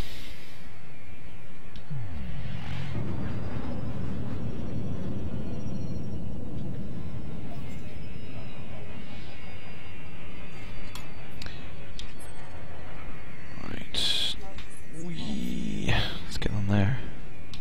So whilst we're docking on here, I'll give a quick shout out to the Lave Radio guys. They've just put up their latest episode. I encourage you guys to go check it out. laveradio.com if you don't already know. You should all know by now. But yeah, fantastic. I'm in that episode. Yay! And so is Commander Psychocow. We had some great fun talking about various things, and we tried to keep it clean, but hey. No, definitely you guys should go check it out, and if you don't already know about LaveCon, what rock have you been under? You should definitely go check out their website, have a look at the LaveCon event this next month. I'm going to be bringing my Rift, I'm going to be bringing my various old retro computers for people to play the various Elite incarnations on, so it's going to be great fun. 2-day event. We can... Oh, landing gear. There's going to be enough space for a few hundred people there. It's going to be great fun. It'd be great to meet all you guys if you can make it as well.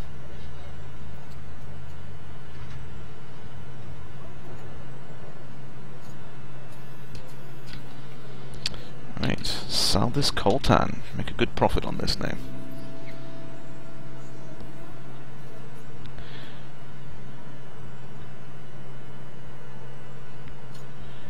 Okie dokie. Sell these commodities. So this is the trade run I've been doing for the last couple of days. That's how I got a few thousand credits on there. There we go. Coltan. Excellent. That should bring us up to about 12,000 credits straight away in a single run. So, and here we go. I mean, the next thing. So, coltan is obviously the most expensive commodity you can get in this, in that system. Now I'm looking back. Obviously, you've got gold and tantalum. Now, because gold has no demand and has medium demand in the system, a medium supply, it's not actually a very good commodity to go for. It's counterintuitive to what you might think. Tantalum, on the other hand, there's no demand for it in this system, but there is a supply of it, and it's the most expensive commodity I can afford 4 units of. I can't. I've calculated that wrong. Damn. Okay, 3 units of, and maybe 1 titanium. That's the next most expensive thing. There we go. And there's going to be a high demand for raw, refined materials like that in an industrial system, of which Bootis is. So let's head off to Bootis. Oh, just 2 seconds.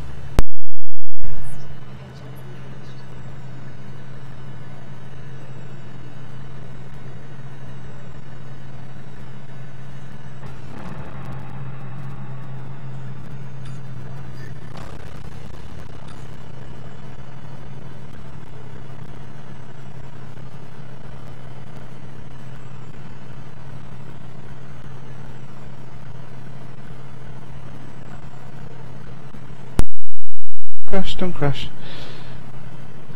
In demand, let's see, typical. And I need it as soon as I have the most expensive chunk of cargo I've yet carried on there. See, this is the kind of frustrating thing as well. You have to be really careful that if you fill up with cargo this expensive and your ship gets destroyed, your insurance ain't going to cover your cargo toss. So, yeah, you're going to have to be really, really careful. Let's head to Ibutis.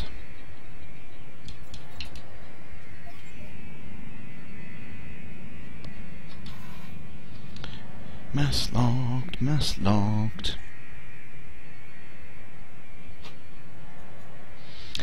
Tangent Universe speculate on what their next updates will be. Beta. I would love to know. I would love to know what they're planning next. They've got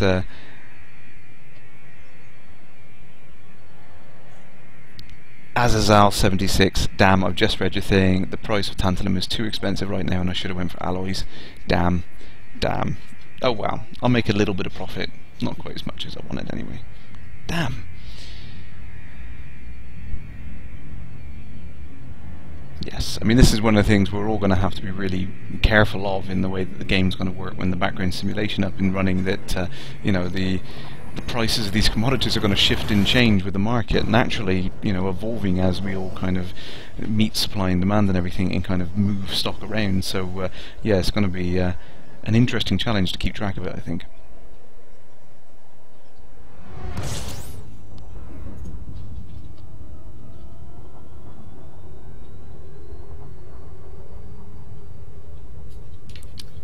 Right. Shango. Shango.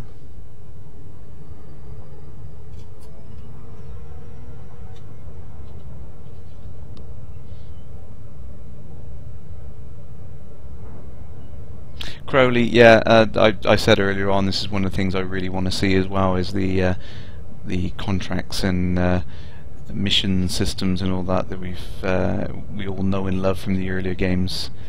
Desperately want to see that.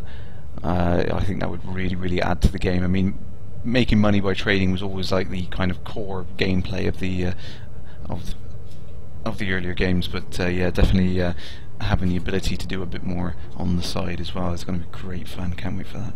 Military and contract missions.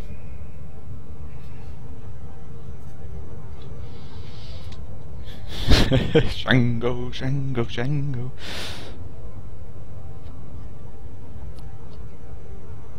I'm going too fast. Going way too fast. You see the if you've overcocked it on the Super Cruise, the ship will start to shake around violently as you get close to a body of mass.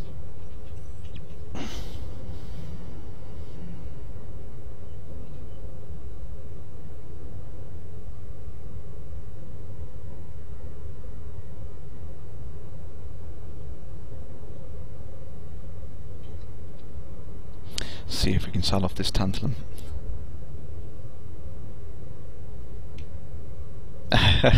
I'll save that link, Sugar, and I'll have a look at that in a sec. Oh, damn, really? So I think, I hate to say this, but I think we've come up to 2 hours on here. I might have to call it a day there, I think. Obviously there's going to be a gap. You're not going to see me next week. But you will see me as soon as I can tell you anything. Don't interdict me right here, I'm trying to close it off. Damn you, event system. But yeah, as I said, if you can, try and follow me on Twitter, which you can get all the links and everything below. Oh, Shango Dock. Oh. Scans for illicit cargo. You carry on, I haven't got any illicit cargo. But yeah, definitely try and follow me on Twitter if you can.